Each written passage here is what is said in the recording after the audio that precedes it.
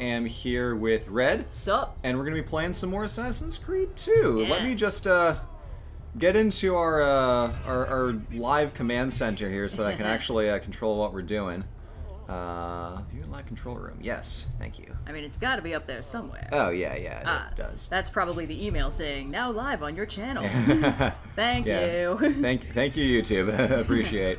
Very timely. All right, let me go in here, edit this, change the thumbnail. Yabba-dabba-da. Change the thumbnail. So how's everybody doing today? I can't see your comments yet, but trust me, once I can, you'll be hearing about them. There we go. Save. Your channel. And we are... Is it working? Yes. Is it working? It's working. Everyone let me know if it works. It's worked. Okay. Alrighties. 2 people have already disliked it. Wow. Guys. I respect your commitment. Rude. Okie doke. Let's also get pop-out chat going here. Pop-out chat's the good shit. Yeah. Pop-out chat. Woo! Okay.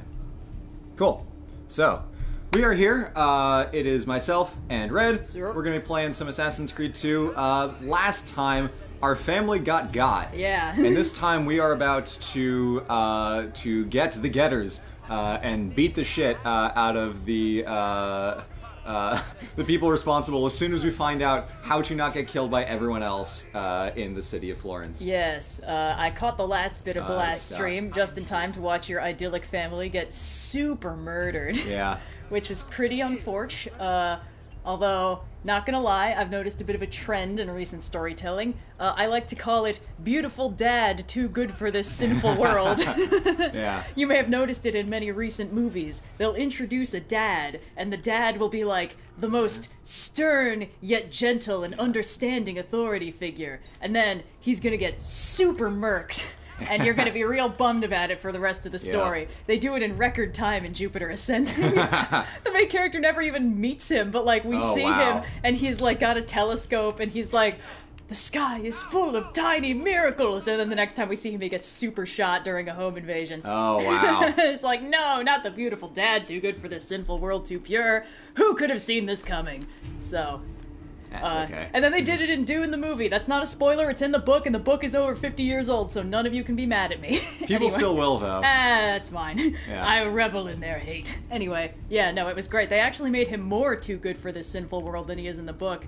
Because in the book, it's like, everybody loves Duke Leto Atreides because he's got the best propaganda department this side of Saturn. That's canon! But then in the movie, he's just like, son, even if you don't want to lead the House of Atreides, you'll still be the only thing I ever needed you to be, my son. And it's like, that's very understanding for a guy who's been training him in like super smart boy calculator stuff that they also left out of the movie. Anyway, it's a good movie. You guys should watch it. It's got great VFX and the sound is really sweet. Don't watch it on an iPad though. Like, cast it to a TV or something, for God's sake. It would probably be very depressing to watch on a small screen. I can imagine. The last movie that I saw in theaters was Star Wars Episode 9, and that's not allowed to be how I die. So when it becomes safe and appropriate to do so, when I find a movie that I actually care to see in theaters, I will go see the movie in theaters. However, we're not there yet. The last movie I saw in theaters before the shutdown was Frozen 2, but it was nearly Cats. Oh. Yeah. Yikes. I'll take Frozen 2 over Cats. Yeah, you really dodged a bullet on that one. That's the deadline. Yeah. All right. I think it was the second time I'd seen Frozen 2, no, too. This is the Medici's house. Where are we going? We're going to the big brothel place. And let's not forget that you are now it's notorious. What the fuck? Why are people on the roof? The roof is where we hang out. No, they're our friends. They're our friends, yeah. Oh, okay. So when it becomes appropriate, I'll be commenting on the historical accuracy of the game. For now, this is fine. That building over there with the orange dome, that doesn't get built for another, like, 150 years. We get mad at we'll bonus allow it. domes? I don't get mad at bonus domes. That's why I said I'll allow it. Yes. Yeah. Well, we're actually, I don't think we're allowed to go to that part of the map yet. Boo. We'll get there later. We're gonna see how far we can get. But right now, we have to go to the brothel where Ezio's like house staff maid person, whose name I don't really remember. Ooh, awkward. Well, I mean... She saved the last surviving members of my family, and her name's something like Sarah... It starts with an A. Or Katie, or... But she said, yeah, I took your family to my sister's house, and then we find out that her sister's house is a bordello. Oh, love that phase animation. think we have the wrong building. No. No, Oh, this the is... the faces. Ooh. This is something that would maybe benefit from being on an iPad scale. Well, it's not as bad as that one that got shared around everywhere, where that was that one God. guard that was really, like, his face was real busted up. I don't know. Are we looking at the same lady here? I mean, she's not that guard from that meme. No, she's not. Thank you for offering your home to my family, Paula. They did their best. I can't believe some people are like, Reboot looks too janky for me to want to watch. And then they'll willingly play shit like this. It's a beautiful game, but like, guys, they had figured out face animation in like 1995. Alright, we can give them props for that. Because we can look at this game. When did this game come out? 2009? Wow. Wow. 14 years. No, 2000. Why are you going to teach me how to kill? I don't actually know. 12 years later, and people still give a shit. Come. I'm gonna teach you how to survive. Show you the ways of the, well, let's draw a delicate flower curtain over what's about to happen in here. You must walk the streets free. So first we have to pickpocket these women. You too must learn Pockets? to blend like us What pocket? and become one with the city's crowds. Yeah, just blend in, Ezio. Can't be that hard. Show a little skin. Some real, like, gross-looking dude shows up. I want that one, and points to Ezio. Ezio's like, okay. How far does this blending in have to go? Excuse me, thank you. Hashtag Squid Game spoilers without context. This is reverse capitalism. Excuse me. Now, here's the funny part. This game did not think through second playthroughs. So, Wait, have you just out of bounds it out of the little brothel minigame? You're supposed to, like, follow Paula and, you know, blend and not get seen by the guards. Or you can go to the roofs where no one will find you. I was like, wow, you're blending in super good. I have no idea where you are. And You you're look like, just like those roof tiles. you're looking the wrong way. I made Paula Russian, that's fine. It's because we were making those jokes earlier about Oh, yeah. Soviet brutalist But, architecture. Yeah, post-Soviet architecture. Yes. Second worst thing to come out of Soviet Russia after Okay. the gulags. How's the chat doing? How's our audio balance? I'm trying to project a little more so that we we come out all right. Well, chat's so far not complaining that Okay, I cool. can see. Chat gets their requisite 10 minutes to ask us to address our audio balance, and then it's locked in, baby. Yeah. Wow, it is really funny how easy it is to cheese this. Yeah. Because they take all the guards off of the roof for this section, so there's no one coming to find you. Yeah, blend. Oh yeah, I can blend. Well, I'll continue my late lunch snack while we're just chilling up here. Just chilling. Like, oh yeah, I'm super invisible. Nobody could ever spot me against the. Oh, you gotta catch up. Oops. Oh, she's going that way. What's All right, she fine. doing? I have to make 4 controller inputs, now I can wait for another 30 minutes. Yeehaw. Again, they try to do a Florence flag, they just put a Venice flag with the Florence symbol in the middle. Yep. Thought no one would notice. No one did. And then I did. Yes. The hero this city deserves. Paula. I'm right here. Like, bro, where'd you go? You're so invisible. I'm still making her Russian for some reason. We're good. We're good. We're good. They made the parkour system too fun. Yeah. So there's like plenty of easy ways to just get around all of the gameplay they're trying to make me do in this round. Just big Spider-Man PS4 energy. Oh yeah. A game that really makes you feel like Ezio Auditore. This is like T-minus 10 minutes after your family got murdered, right? Oh yeah, like He's taking this pretty well. Cracking jokes when he walks into the brothel. It's like, I mean, you know. In stream time, yeah, it's been like 2 weeks, but you know, in game time, like this is the next thing that happens. Like, I've gotta parkour my feelings out. Fuck. Oops. Come on, man. Here I was talking smack. Oh, And then- so easy. What, did you just get super spotted? Or? Yeah, I just got seen. Rip. Ah well. Tragic. Oh, Well, from the start? yeah. That's embarrassing. Oh no, gotta hang out with all these ladies again. Ezio keeps compulsively failing the mission. My girls will Like, show you how. ciao belle. So sorry, I'm just so bad at stealth. Maybe you better show me the boobs again. Maybe that'll just refresh my memory. Oops, I shouldn't be streaming. I'm not on Wi-Fi. Alright, Paula. Let me try to actually play the game correct this time. Boo. I feel like I'd buy that you were blending in better if literally anyone else in this entire city dresses halfway like you do. Just because Ezio's family is so ridiculously wealthy. Ezio's He's rolling around in this bullshit. Ezio thinks this is what blending in looks like because he put a hood on. Everyone else is in, like, earth tone monochrome with, like, maybe one slashed sleeve if they can afford it.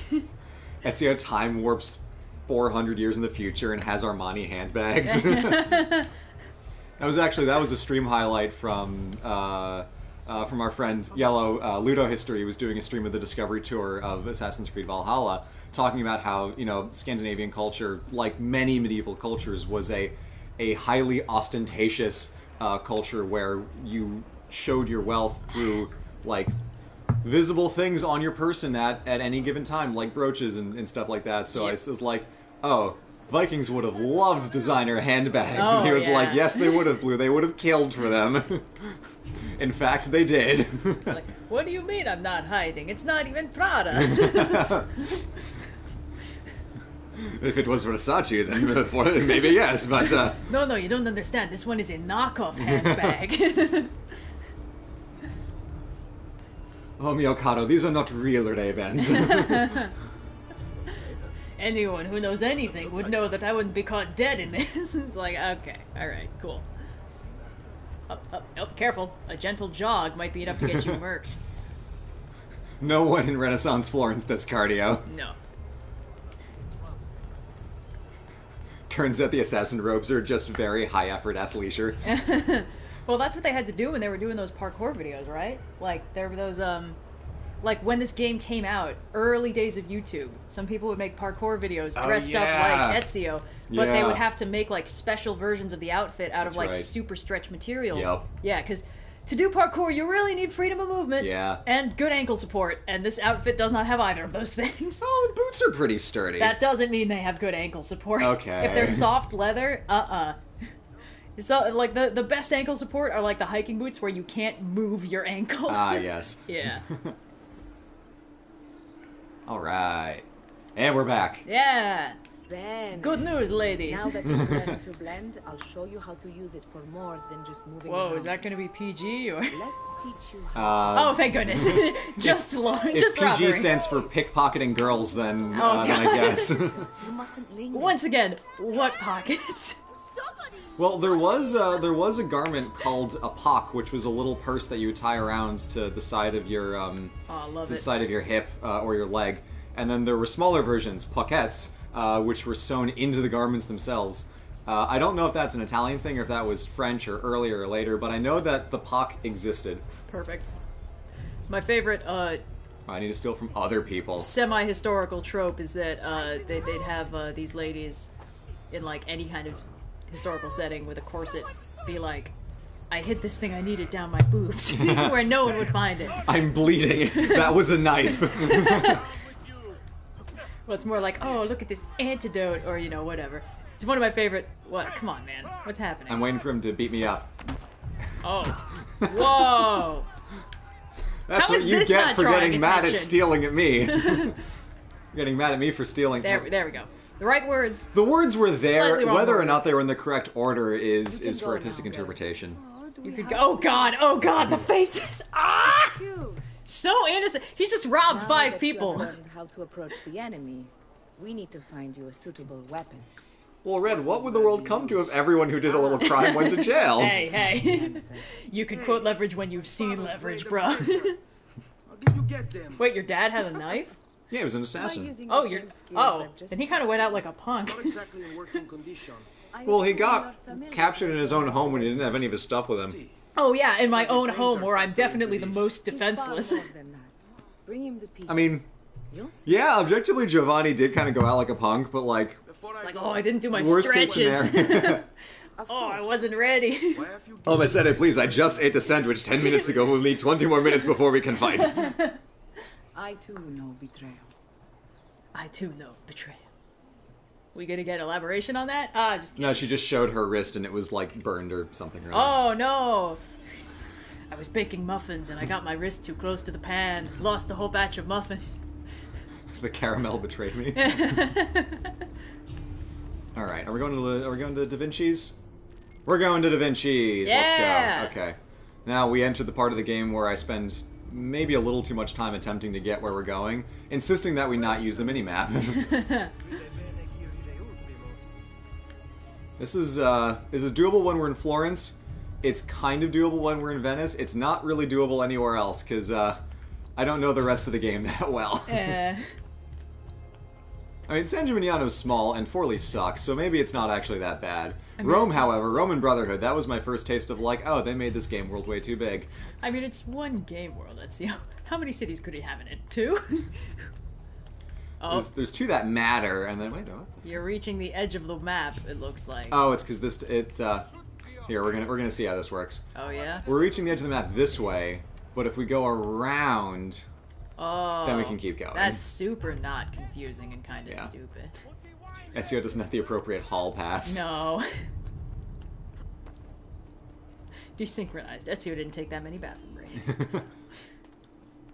Ezio peed himself and then died of embarrassment. Oh, God. Oh, it's birds. Little birds. Okay, Da Vinci, where are you at? Come on. What do you mean, what purpose does the cape serve? It looks cool! It's a Louboutin. You can tell because of the red inner lining. Where is... Am I on top of Da Vinci's house? No, I'm not. Ouch. Yes, I was! Yeah! Oh, you were too good at this game, bro. I am too good at this game. Hell yeah! Da Vinci? Da Vinci? What is that from? It's a TikTok, I think. Oh, okay. And, you know, the thing the youths are doing these days. Oh, man. Oh, Ezio Auditore. Slashed everything. Yeah, seriously. What with all that's happened? If without the undershirt, that is barely PG. Oh. Now, how can I be of service? Hey, Ezio! It's been ages, like 10 whole minutes. What happened since we last hung out? Hope your family didn't get murdered or anything. That would be soups awkward.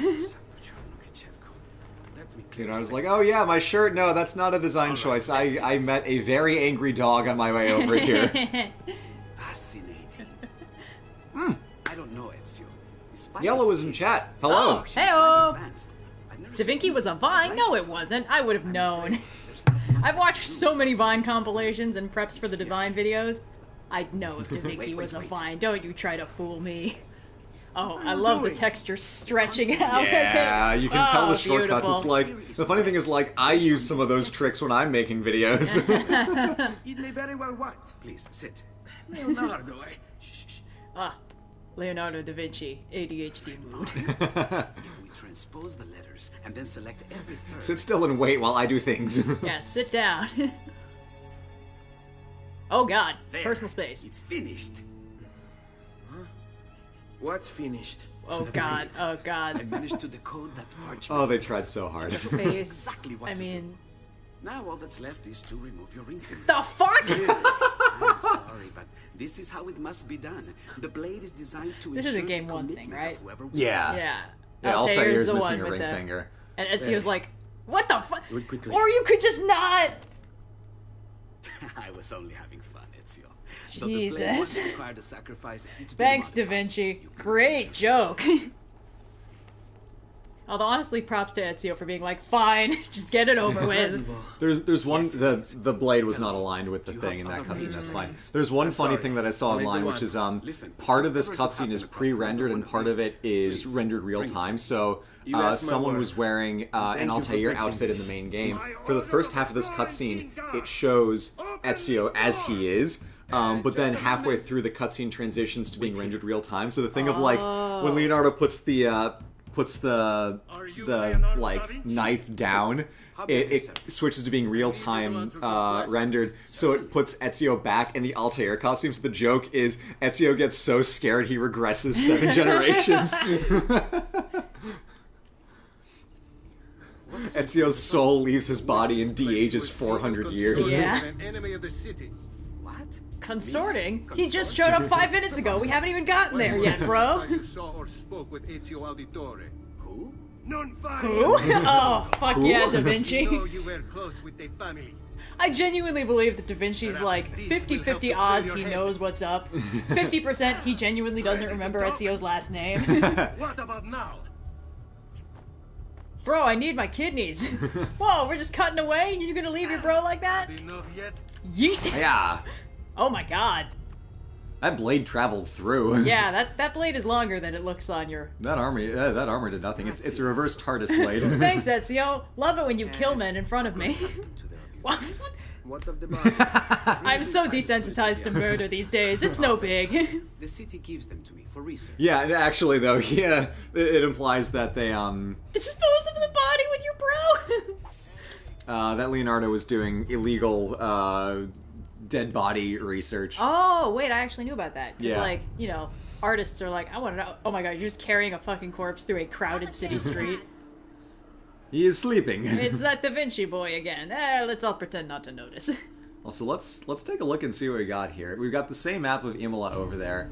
We have some anatomy drawings. That's really cool. Oh, yeah, and those of are course, these accurate. are all real Da Vinci drawings. Yeah, but they're supposed to be from his sketchbook. I don't think he'd have them posted up on the wall. I'm not going to complain about that. I mean, it's no, cool. no, but like, yeah. He's going to Flying carefully Machine is rebind right it. there. Yep, the ornithopters. We've got some of his most famous paintings already. I don't know which ones those are from this angle.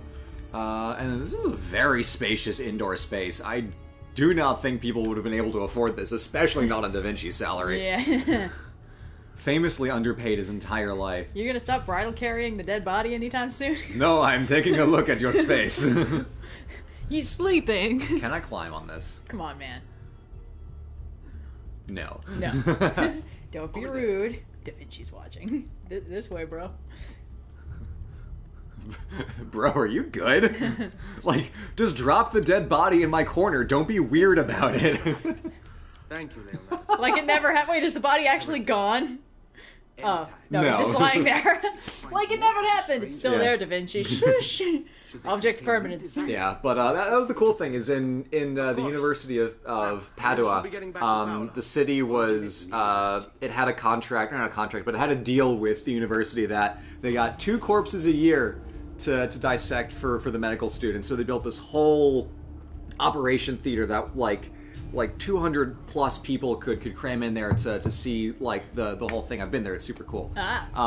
But of course they found their way to having more than 2 lectures a year. That man's carrying a goat on his shoulders. Let's hang out with the goat guy. Goat man. Yeah, it's on your bridge, goat man.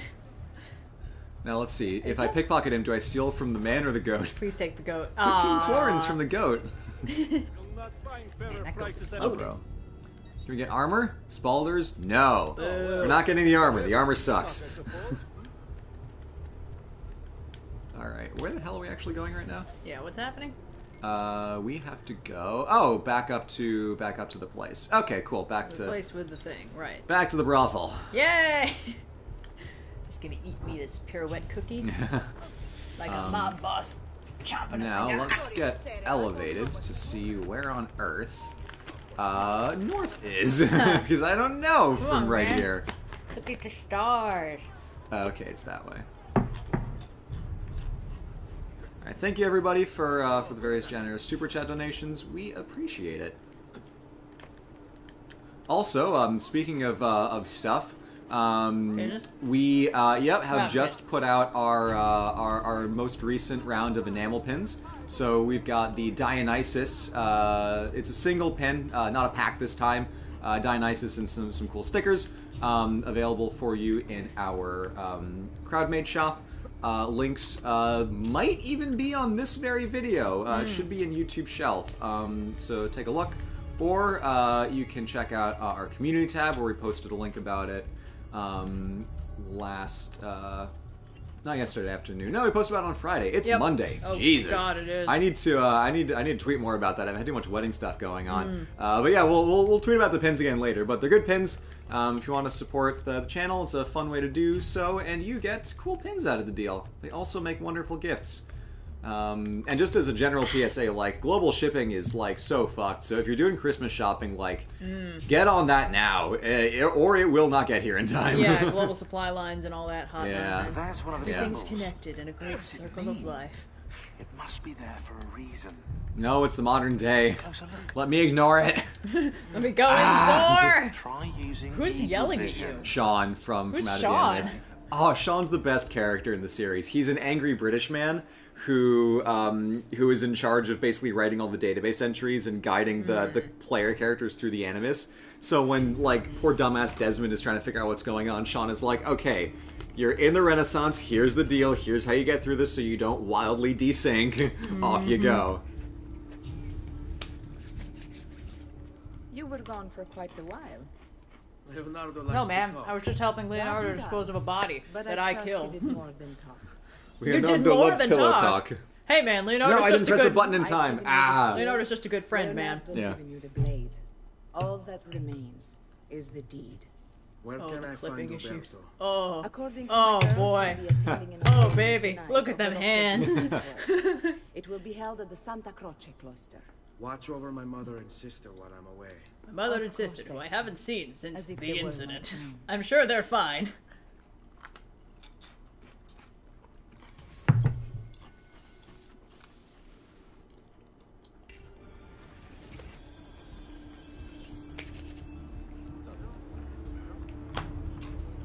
Uberto Alberti. Yep. He's So, got two names like a that are look. actually the Roberto same. Alberti, trusted friend Trusted of the friend. Auditore family. According was. to the history books, this guy was a saint. He prosecuted murderers, rapists, the worst criminals. Thank you, Sean. One of the best lawyers in John. Italy. Thanks, He won Sean. every case, in spite of the fact that he was self-taught. Now, I found a back door into the self-taught Templars lawyer. database server. I've been combing it for There weren't so exactly far, law smoking schools gun. back then. Templar's database server? Apparently, I don't know. Uberto's I might not family know was the plot of evicted this by the game. Medici bank. Uberto's been So aching essentially, for revenge there are ever two since. factions that have been fighting a The war Templars since the dawn of promised him eternity. support. Well, yeah, I know that part. There's Ezio's yeah, father was standing in the and in way, the modern and day, Uberto was jealous which doesn't of really his matter. influence over The the Templars are Florentine basically government. uber capitalists that are in Uberto once control of done, everything, and the assassins are a bunch of looks like scrappy Uberto little his election to the little Signoria. kiddos working their way to try and Oh, take thanks him for the down. reminder, Sean. Yeah. You ass. Yeah, Gonfaloniere di Giustizia, executor of the ordinances of justice, traitor. So we're going to go stab him, We're right? going to go stab him. Basically, the Gonfaloniere is probably the closest equivalent thing to a mayor in Renaissance Florence, and there were other cities that had, I think, Gonfaloniere. I'm not 100% sure on that, but I would assume. Some cities had dukes and stuff, but Florence, being a republic, had a system that wasn't just like one guy in charge of everything. All right. So he worked with the Signoria, which is like a senate of sorts, a great council that decided on stuff. Great. Let's go stab him. So let's go stab him. Woo! So basically, we're going to go kill the mayor of Florence. Yeah! We're going to Santa Croce, which is directly southeast. Alright, my family got murdered 15 minutes ago. I've hung out with my bro Leonardo, and we're all trained up. Let's go murder some guys. Still don't have a sword, I don't think. Do you need one? You have a wrist blade. Yeah, I don't have a sword, damn. See how long I can go without a sword. God, this game was the hypest shit in high school. It was. That was such a... Mostly because you hung out with me. Yeah, you were so hype about it. I like, all I knew about the game was how excited you were about it. I think I still have the Assassin's Creed hood I had for a Halloween somewhere. Nice. Nope, damn it. Ah, my shin splints. They're no joke. They are no joke. Yeah, they're super not fun. I'm trying to think of like historical things to talk about, but I kind of got nothing. When we go hang out at the Duomo inside later, I'll be able to say more. But it's Yeah. it's a big old dome. That's a dome, baby. Kind of like an egg. Do they have the thing? Do they? No, they don't. Okay, so right above Ezio's head, there's kind of a little dark area that wasn't filled in yet. That indeed was not filled in. It was a little, not quite a balcony area, but it was part of the outside that was not yet done. There was one guy who tried to fix it in the 1500s by adding like a little colonnade thingy onto it, and Michelangelo said it looked like I think he said it looked like a bird cage. Whoa. So the architect was so embarrassed that the city basically took away the contract for it. Damn! And then it remains unfinished to this day. Destroyed by Michelangelo. Yeah. Again with this? You have overstepped your bounds, Berto. Who are you to speak of And this bounds? church did not look like this at this point. The front was added in the 1800s. Ooh, the girls are fighting. I've done no such thing. Oh, who's that guy? Are we stabbing him too? That's Lorenzo the Magnificent. He basically becomes the Lord of Florence, but in this game we like him. He's chill. Oh, okay. Yeah. He's basically the Augustus equivalent, where it's like, yeah, Florence is a republic, but like, I'm in charge. Your allies, the Pats. Loving these face That's what animations. this is about. Not to beat a dead horse, but oh boy. They were like, we got the mouth moving, and we have blinking programmed in, but the eyebrows and the eyelids, they just kind of do their own thing. Don't even get me started on the mouth. Oh, God. Sorry, I'm snacking. Yeah. It's getting in some snackage, and I refilled my root beer, so we are good to go. Yeah, so the side of the building was all brick and stone and stuff. The front was added in the 1800s after unification, and it looks great. Looks really great. But this is not. Yeah. This came later. Guys, I believe you that the animation was great at the time. I'm not arguing that. I'm saying right now it hurts my soul. Yeah, the facial animations are the part of this game that absolutely have aged the worst. Yeah, it's like there is I'd say there's kind of an asymptotic limit of video game visual quality, and Yeah. we've reached the point where all improvements are incremental. Yep. It's like the people who animate for a living are like, oh my god, they have like an engine specifically for rendering wet clothes up to the line of how deep in the water your character went. It's like, that is pretty cool. Do we need that? Yeah. Or like they've been making, there are like 5 or 6 different engines for rendering like particulates of various kinds, so like snow and sand and all that stuff. There's Yep. just, but like people have been doing different tricks for that. I mean, I've been watching so much Corridor Crew. Can you guys tell? Yeah. But like they had a video about like the effects in Lord of the Rings, and it's like you look at the Balrog and that shit holds up, and they were using technology from like 2000. Yeah.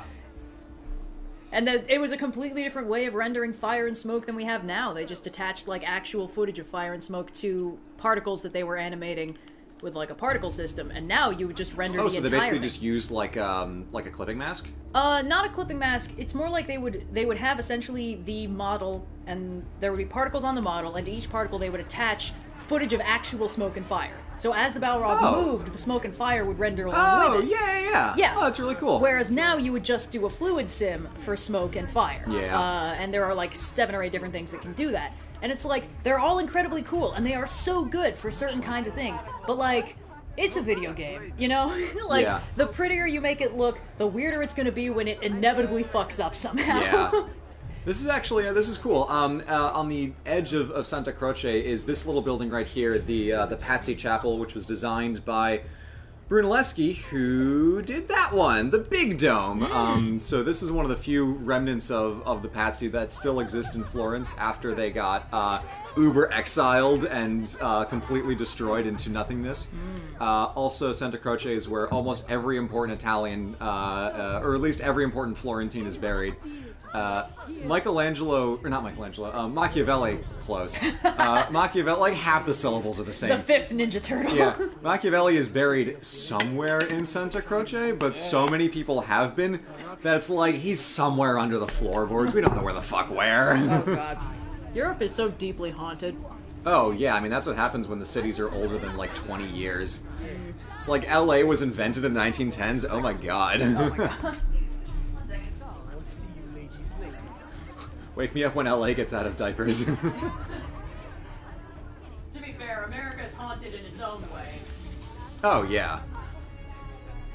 Visit scenic Mexico City, built on the bones of a cooler, bigger city. I was just telling the others about the execution. Ah, Uberto, cannot wait to stab you. You! Hey, buddy. Wow, he's just standing there. He's making this real easy for you. I was kind of hoping there'd be a little bit of a monologue or something. He shouted guards, but I don't think he was actually calling for us. I was like, did you guys hear something? Probably the wind. To save the ones you love. Yes, I would. And I have. Well, it's a little late on the draw to Yeah, save save, the ones not- you love. The auditori are not dead! I'm still here! Bro. Me! Ezio! Bro!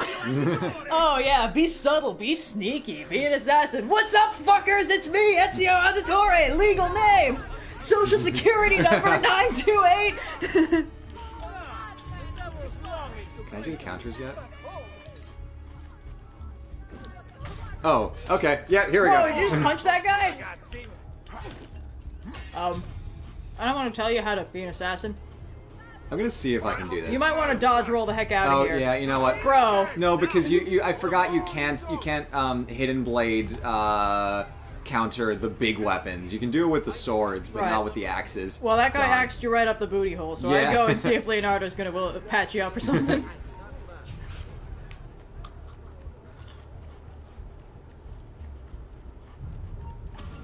Okay. I jogged that so stab wound off. far away. Excuse me, sir. You got a letter from him. Yeah. Postmarked today. Dear Lorenzo.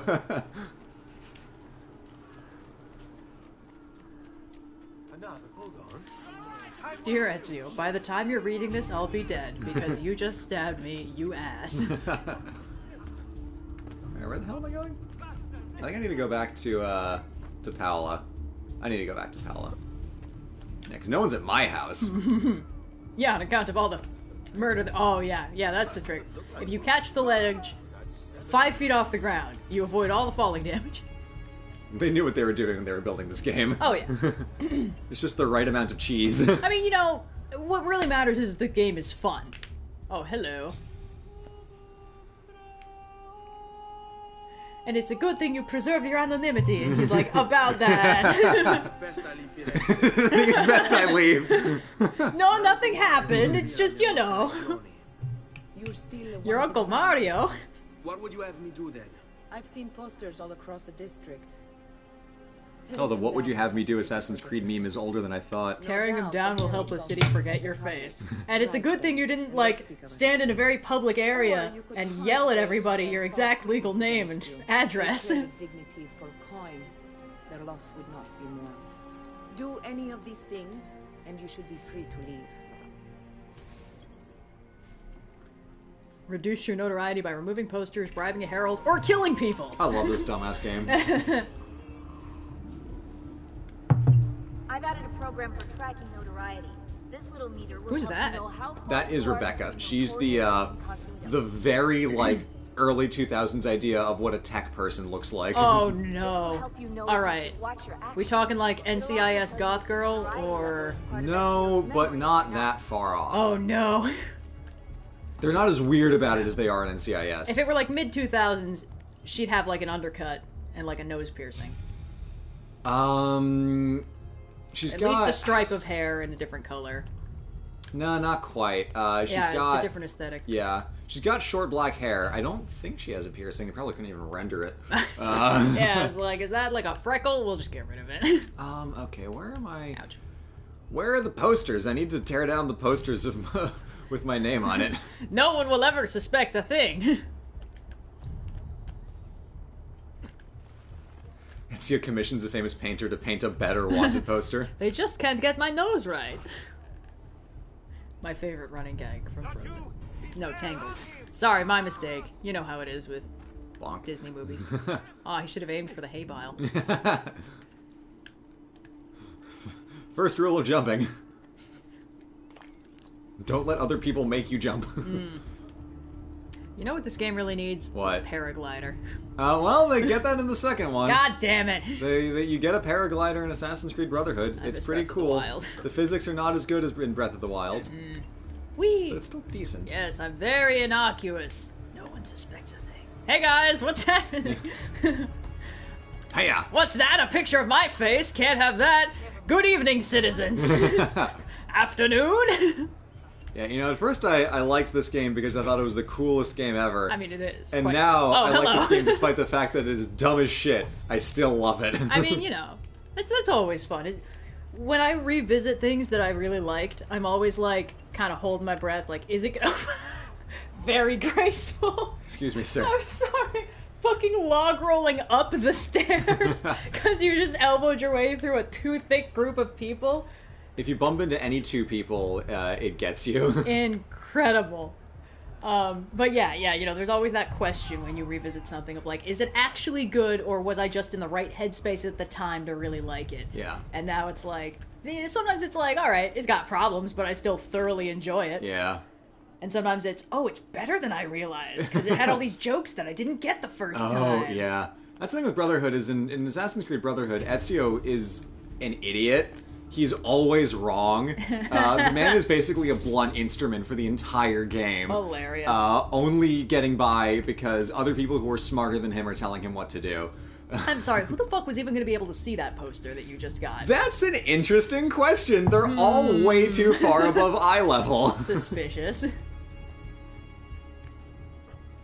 The movement in this game does actually kind of remind me of at least how it feels playing Spider-Man PS4. Maybe it's just the That's too good a compliment to this game. Well, I mean, I'm not the one playing. I don't know how the thing actually handles. It's just like, I can kind of see the lineage. Oh, okay. It, yeah, you know? yeah, that's fair, that's fair. Yeah. It's like, there were a lot of free movement open world games that people were trying to do. And, you know, obviously some of that is limitations of the engine. Like, if you can't render beyond a certain point, you can't really get that much open world. But this is a pretty big map. And like, yeah, no, they do a really good job with it. What I'm guessing is that, like, the textures look pretty complicated, but I'm pretty sure these are all very simple polygonal shapes. Oops. Well, we're gonna get into a fight. Sweet landing, bro. Those monks are gonna beat your ass. Hello, good sir. I have bribed you. It's like, sir, I'm not that kind of I'm gonna take that back. Plus 5 more florins. Bye! Wait, did you bribe him and then rob him? Yeah! What? God, this game.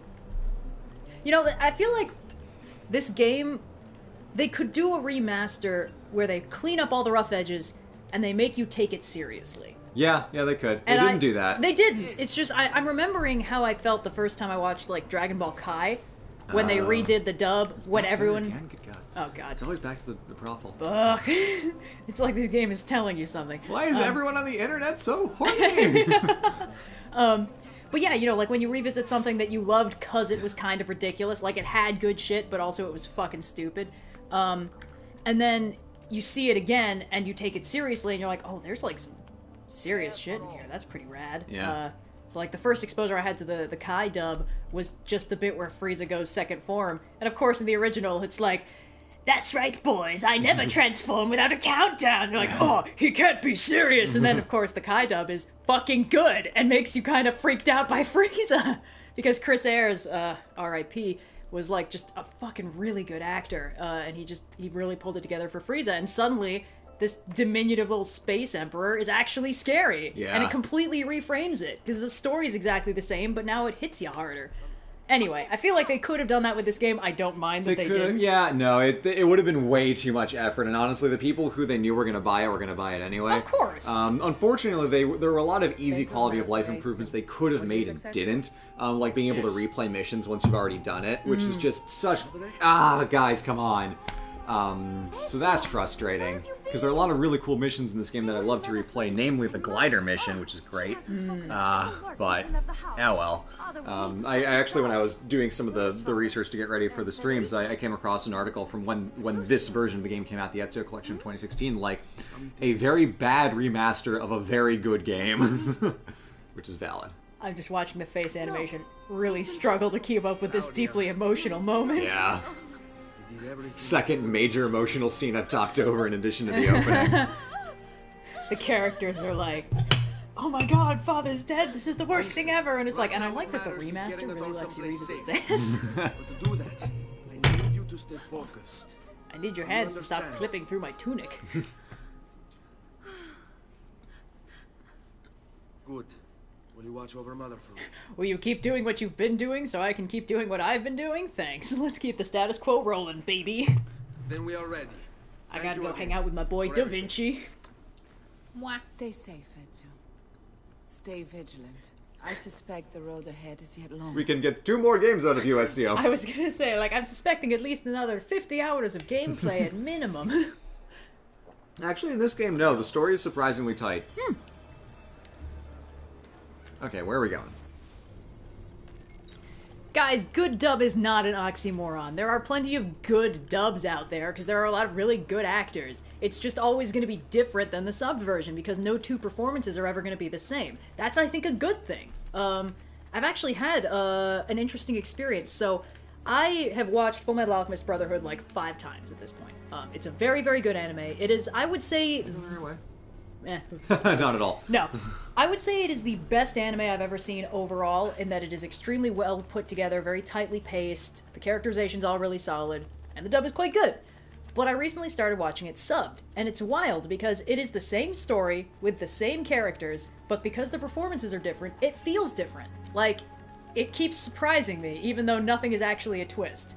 So, yeah, there's a lot of benefits to, you know, seeing both. Like, everyone's performance is a little bit different. So in the dub, Roy Mustang is voiced by Travis Willingham, who of course has a very deep, resonant voice. In the sub, he's got a somewhat higher tenor. He sounds rather more young. So when all the, like, other military guys are, like, calling him, like, an upstart, you actually kind of get where they're coming from. Oh, yeah. Ed sounds like much more of, like, a snarky little shit. It's good. It's fun. The performances are... I just saw those guys they just clipped spawn in. and, like, oh, there they are. But yeah, you know, it's... Oh, good. The prostitutes are here to help. Get him. Get them, ladies. Let's go, lesbians. Anyway, my point is, it's not dub versus sub. It's which performance do you like better. And a lot of times, you know, they're good for different reasons. Yeah, I've gone on record on recent streams to talk about how I really like the idea of being able to listen to a piece of media in the language that it is set, so to speak. So, like, playing this game in Italian, watching, Ghost of Tsushima in Japanese is really... I didn't do it that way on stream.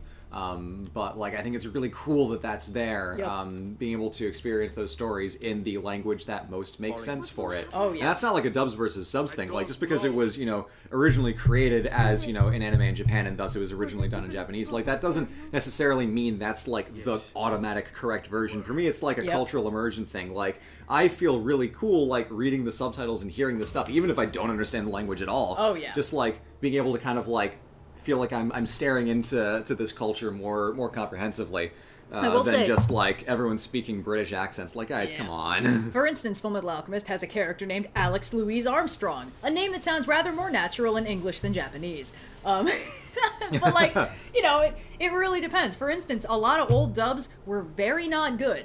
Not even because all the individual performances were bad. It was mostly because nobody knew what they were doing.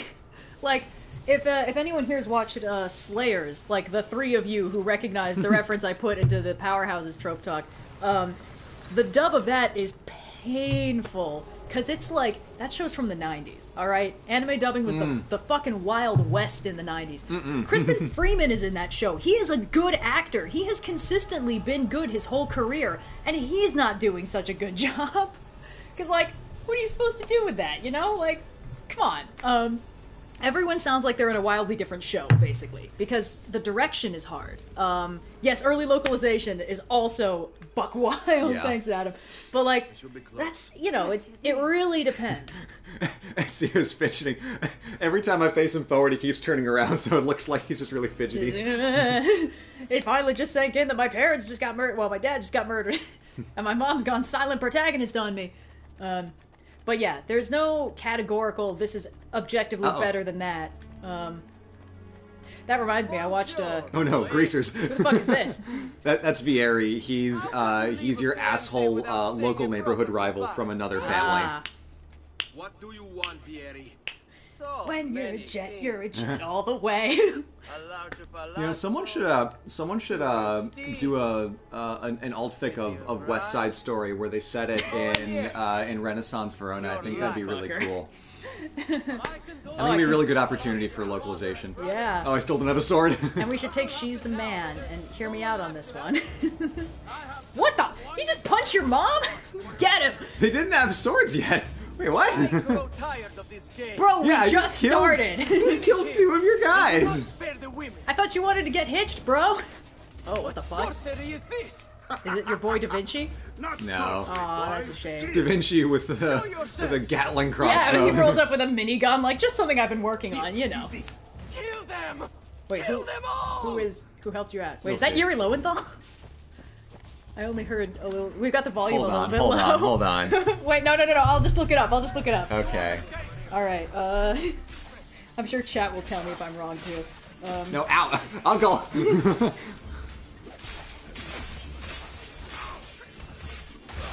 There we go. Alright, yes, I know he played Ben Tennyson and Sasuke Uchiha. Why does the Assassin's Creed wiki have that information? Vieri Di Pazzi in Assassin's Creed 2, is that the guy? Ah! Is it? Yeah. Yeah. Yeah. Fucking yeah, baby! Can't believe they got Spider-Man for this game. Yeah, wow. And Ben 10? Oh, what the fuck, boy. Yeah, alright, good job, me. ID'd him from just kill them all. To be That's fair. like, sometimes when they get into a certain range, it's harder to change your voice. So Yeah. I think, what were you talking about with, Probably the Troy actor? Baker and Nolan North. They've got a lot of overlap in their range. There was some guy who screamed in a role, and you're like, oh, that's Matthew Lillard or something. Actually, yes! That's exactly what happened! Yeah. There's an episode of Leverage where Matthew Lillard, who played Shaggy in the Scooby-Doo live-action movies... Oh my fucking god. Uncle Mario! And then he backwards long jumps back into Montergiani. Yahoo! Oh my god. Anyway, yeah, Matthew Lillard plays like one of the bad guys in an episode of Leverage, and I didn't recognize who it was until he started shrieking wildly, and I was like, wait a fucking minute, is that Shaggy from live-action Scooby-Doo? That man has range. Anyway, yes, dub v sub is stupid. Just pick whichever one you like better. Yeah. I watched Squid Game dubbed because I had it in the background while I was doing other stuff, and regrettably, I do not understand Korean.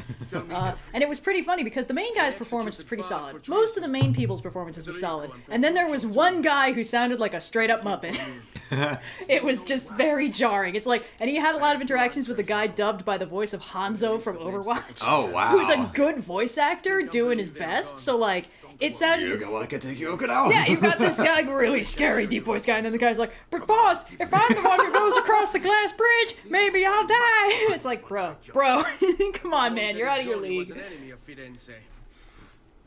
Back to the podcast question of everyone is a Muppet except one character retroactively. Squid Game, but everyone's a Muppet except for Gyun. Oh god, that's a good show, but I don't know if I can unconditionally recommend it. It's kind of in the same category in my head as like Invincible, where it's really good. It's a well-written thing.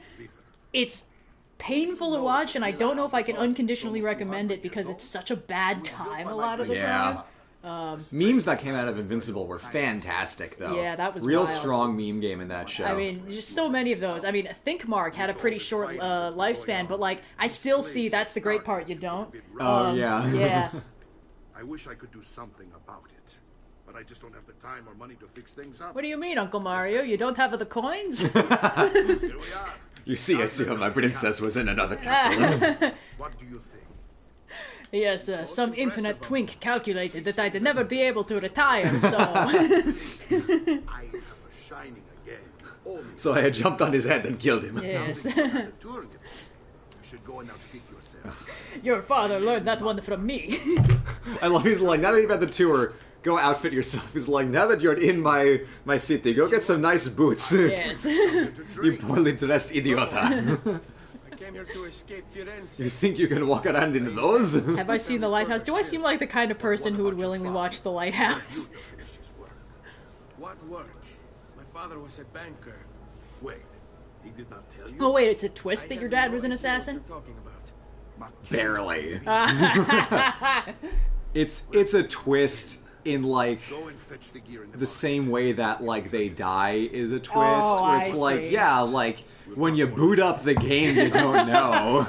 Does your dad have a thing where he's like, Ezio, there's something I must tell you, but later, after all this other stuff is sorted, and Literally fucking yes. God damn it! There's no way to guarantee you are going to get murked faster than to take the hero aside and say, I will explain everything. But later, first we gotta do this other shit. And then, bam, you are super dead. They pulled that shit in Thundercats, the version that only I watched. It's good, by the way. yeah. Everyone else should have watched it and bought the toys, but nobody did, so now the show doesn't I exist like what anymore. they do with Montergiani here, because Montergiani is a real place. It's like a straight-up castle. They basically make it a castle. The real city does have walls. They're not this big. These are some pretty chonky walls for a place that is not that important. It also looks kind of not populated. Yeah, no, there's basically no one here. And we fixed that. That's one of the cool things is like you build it up and put money and stuff as you go on. And more which is people really just cool. come to live here. More people come to live here. People spend money. Like, we'll probably get the speech a little bit later on in this very stream where the guy is like, let's invest some money so we get tourists. But the city is neat. They do a good job with it because it's small enough to make it still feel like a home compared to Florence, which feels like an entire city. Like, you can get really comfortable with Monteregione, and the geography is dead easy. There's one main street that leads up to the hill where the house is. Perfect. That's all you need. Beautiful. Yeah, it's a really well done piece of game design here. Yeah, the 2011 Thundercats, guys. I'm not talking about Roar or the 2019 Cats movie. Totally different things. It was fun. It actually has one of my favorite just standalone scenes in it. Like, it's actually a very solidly put together pilot. The rest of the show is a little bit weird. They got very episodic very quickly, which I don't mind. I personally really liked. But the intro, like the first episode where they're establishing the status quo, it's like very kind of Lord of the Ringsy, but furries, pseudo-medieval. Everyone's got swords and bows and arrows and shit. And they introduce, they plant the idea that, oh yeah, there's quote-unquote technology, but like most of it, we think it's like a hoax. We think technology is like mythical.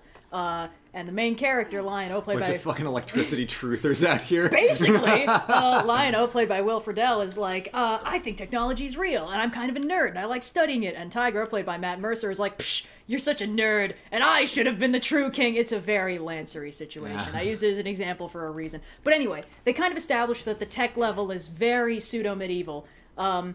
And then the lizards are invading, and they've got this army rolling up on the gates, so we get the cat army together, and everyone's decked out in their sort of elf armor, and their swords, and their arrows, and then a fucking missile flies overhead and blows up half the castle. Wow. The background music cuts out entirely as this whole thing goes down. That's impressive And commitment. they realize they are outclassed. The lizards roll up in fucking mech suits with guns and bombs, and they are outclassed. It's so good. That's pretty cool. It's really good. And it establishes early on, like, look, everyone else is a badass fighter from a pseudo-medieval perspective, but the reason why Lion-O is going to be the leader is because he's the only one who halfway knows what the fuck is going on with these guys. It's so cool. Real quick, this is a really cool mechanic. Not a mechanic, but a little collectible. These little statues are hidden around the villa. There are 8 of them. And if you find them, you put them on pedestals in the back of the villa, and you get little. They open up little money pots for you. So it's a really cool collectible to get you to explore the city early on, because you're likely to stumble onto one by accident. Gorgeous. But it encourages you to if you tour around the back of the castle, you'll see. Oh, we'll just go there now. Yeah. But if we go around the back of the villa, we'll see like, oh, there are a handful of these little statue places. Find the rest of them, and it's really cool. Yeah, baby. It's also a way to get a lot of easy money fast. Ta-da! Like it. That's very cool. Yeah, and then you can put a lot of money in the villa early, and then you get dummy rich by the end of the game because the economy is broken if you invest at all in the villa. You become so rich. See if I can remember where all these guys are. This whole stream series is just Blue flexes on his spatial awareness, the game. Yeah.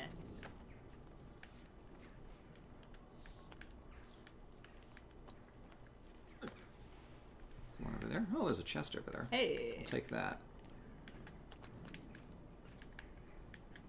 Thanks, Uncle Mario. Hey, excuse me, miss. Don't mind me. It is my uncle's villa. This belongs to me. Wow, this really is the episode of the real bad Italian accents. I mean, I have an excuse that I don't speak Italian. What's yours? I'm doing an Ezio impression. That's my excuse. Ooh, sick burn. I mean, hey, Roger Craig Smith has gone on record like, I did not think they would cast me. I did a bad Italian impression, but apparently it was exactly what they wanted. Oh, no. God bless Roger Craig Smith. I love it because there's a lot of voice actors that like put a lot of work into doing solid accents, and then the director's like, cool, but can you do it worse? It's like the performance is good, the accent's not. I think Crispin Freeman said that when he got cast to play Alucard in Hellsing, he was like, he worked out how to do like a solid Transylvanian accent. Because he wanted to kind of make him sound Dracula-ish. And then they were like, no, don't do that. He's going to sound American. And he's like, oh, okay, if you're sure. And then, like, at the very end of Hellsing Ultimate, he briefly returns to his true Dracula form. And for, like, the 2 lines he's in, he does the Transylvanian accent. And then he just turns back into Alucard, and it's a big disappointment. Damn. Because he's got, like, a cool beard and, like, a sword and armor. It's a pretty cool show. It's another one where the dub is kind of, all over the place. It's, like, mostly quite good. Except, unfortunately, the main character. Unfortunately, Saris's dub performance is not as good as anyone else's, and the problem is darn. she's opposite Crispin Freeman, who's really fucking good. Yeah. So it's just not fair. Yeah, it's not going to work out very well. Right, Even how- Integra's how is only it like going? she's fine, but like if you're listening for it, you're like, well, unfortunately, Crispin Freeman is in this, and he's acting everyone else under the table. Oh, hello, Cleo. Oh, hello, little Miss Cleo. She Cleo came out was running. taking a nap Yes, earlier. Cleo, come sit with me. Ah, It's okay. You can just pop up here. Help me lure her in, guys. No. I need your energy. Charge up my spirit bomb. No, she's just chilling. She's just sitting. Maybe I'll just take a long, delicious drink of this thing to get her curious. Oh, inventory. Oh, love me some root beer. But it's not for cats. Statues 4 balls. Oh, yes! Yes! She's here, everybody. Where are the rest of them?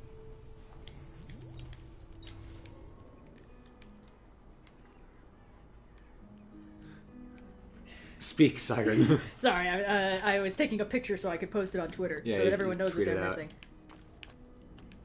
If we did ever go through the considerable effort of setting up a face cam, Oh god. it would be for the cat. She's on me. She's on me. Oh, okay. No, she's no longer. Oh, Right, no. do you need another Zyrtec? Just her ass is on me. I I'm can good. give you another Zyrtec. I've got it. I'm good. Okay.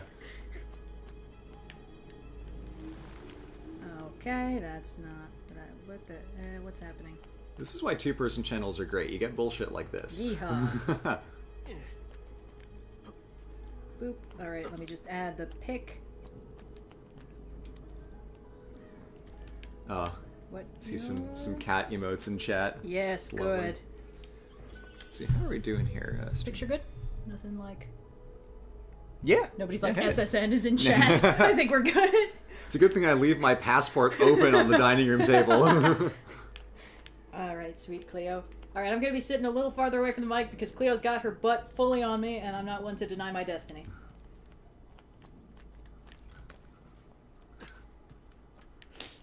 Oh, she's flopped. She's flopped. She is This flopped. is an emergency. She's flopped. That's another picture right there. That's another one. Oh, Cleo. She knows what the camera likes. Oh, I actually got a really great picture of Cleo this morning that I will post on Instagram. Yes. Actually right now. Okay, hold on. Oh, okay. It's actually a really good one. Alright, please hold everybody. Hold on.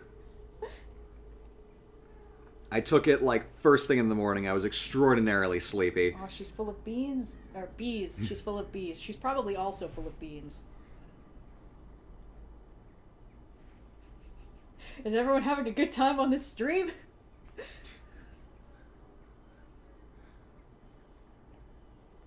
I wish I could move the mic closer, but unfortunately the cord is already as stretched as it can go. So you're gonna have to trust me. She's purring up a storm right now.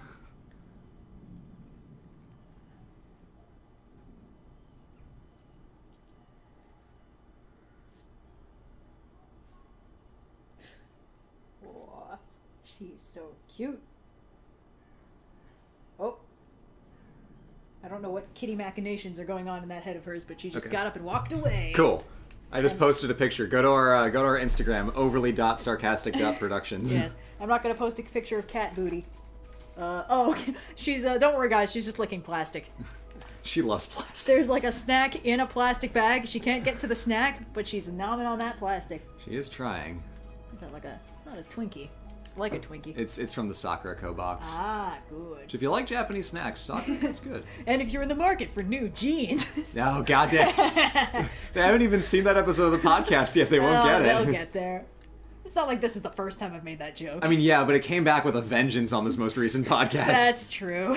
Like, we haven't talked about Lucky Brand jeans in months, and then today is back. We gotta keep them on their toes. Yeah, exactly. Alright, where is this last statue? Like, I know it's somewhere, but where is? Where is statue? Where statue? Gib statue? Oh, Oh, wow, that is an artistic photo. Right? It was the first thing I saw this morning. It was 7 great. comments already. Oh, right, because we directed people here. Yeah, because Sure. we told Yeah, people to that go makes look at it. Oh, is she returning? Oh, there it Return of is. the King? Oh, no, she's There we gonna go. that I circular. think that might actually be all of them. Yeah. Let's go take a look. One of the comments says, the glorious Baroque lighting is Gentileschi-esque. Thank you, Tip of the Iceberg. Tip of the iceberg. And Oh sick my pun, gosh. broski! That's good. Oh, I'm missing one statue. Damn it. Let's see, it's 3 pictures of Cleo, and then a picture of me making fried rice, and then another picture of Cleo. Yep. Some space pics. Alright. Yeah, so here we go. We put the statues on there. And then it opens up, and blammo, we get cash. And now we're playing Hades! You gotta pick one of these for a boon! Let's ignore the fact that that statue pedestal was mechanical. You know Hi, how Cleo. it is. Oh no, Cleo. I need Wait, you we've got food that you can't eat. That's olive oil, Cleo. It's okay, Cleo, I got you. I got the baby. Put my cap on this little jar of olive oil and cheese. It's alright, she's good. She's just a little miffed that she couldn't eat Who do we them have delicious here? cheese Diana and cubes. Apollo. Ah, yes. The disaster siblings, where one of them is way more of a disaster than the other, but by their powers combined, Yes. by Apollo's metric, they become together disaster siblings. They cover the ultimate of all disasters. The trick is that Apollo covers civilization, and Artemis covers everything outside of civilization. By their powers combined, they can be disasters anywhere. Yep. Now we're missing one statuette, and then we will be full of money. Yes. Now Just where is... oozing with coins. Where is... It's like, hey, Uncle Mario, you know you don't have any money to renovate this place? I wouldn't know anything about that. Now don't mind me, I'm going to buy more cool boots. Sorry, don't mind the tapping noises. I'm trying to lure Cleo up, but I feel like it's not going to happen. Oh, just kidding. You, coming up, Beeps? You coming to say hello? Nah, she's fine. She's great because seen from the back, she kind of looks like a sea slug. Oh, yeah. I mean this in the most loving way possible. When she just, like, kind of droops her head down. Yeah, and she just kind of flops. It's great.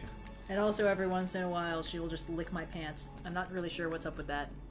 She likes to mlem. It's one of the ways in which she shows affection. Yes, and the butthole. She's also showing the butthole. It's okay, we're good. Alright, she appears to be meandering off to greener pastures. Back on track! Trying to find this last statue. Want me to look it up so we can cheat? Yeah, let's see. Alright. Okay, inventory. Oh, no, you got it. You got it. Items. Oh, it doesn't show me the statue because I don't have any of them in my possession right now. Ah, damn it. Mamma mia. Alright, do you know which god it is? No, so I'll have to go back and find him. Find him. Remember when Bane shot that guy in the knee and pushed him into a well? Oh god, statues. You push him in a well? In Dark Knight Rises? Well, I mean, that's the only one with Bane in it. Yeah. He says, find him! He shoots him in the knee and then pushes him into a well. It's not a well, they were over the water treatment plant or whatever. Okay, well, it was a source well. of deep water. God, that movie. I watched it back to back with the first two, and I came to the hot take conclusion that I don't think those movies are all that good.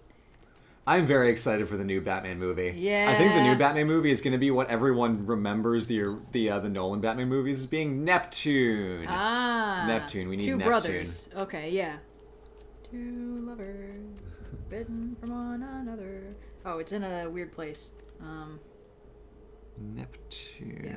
Oh, yeah, I know where that is. Okay, go. War divides their people. God. Avatar was so good. Like, I just did a whole series rewatch like 2 years ago, and I'm like, I could do another one. I did that one, like last month. God, it's such a banger. It is a Yeah. little weird watching it all in one go. Like, it goes yeah. by so fast, but also, like, afterwards, it's like, oh my god, who was I before that? Oh god, it's just such a good show. It's one of those things where, like, if you're looking for it, you can find, like, 3 things wrong. That's true of all art, you know? Like, if there's ever a proof of concept that you cannot make a perfect work of art, it's the fact that there are some problems with Avatar. And I would say most of them are around the season 2 finale, where I feel like the pacing just did not quite work for what they wanted to do. I don't remember where we've talked about this, but we have. Yeah, I mentioned it kind of recently, because, like, I'd never really seen it before, but, like, most people don't remember it because the memorable parts of the season 2 finale... It's on ground level, that's the plot twist. Oh, no wonder you didn't see it. Yeah.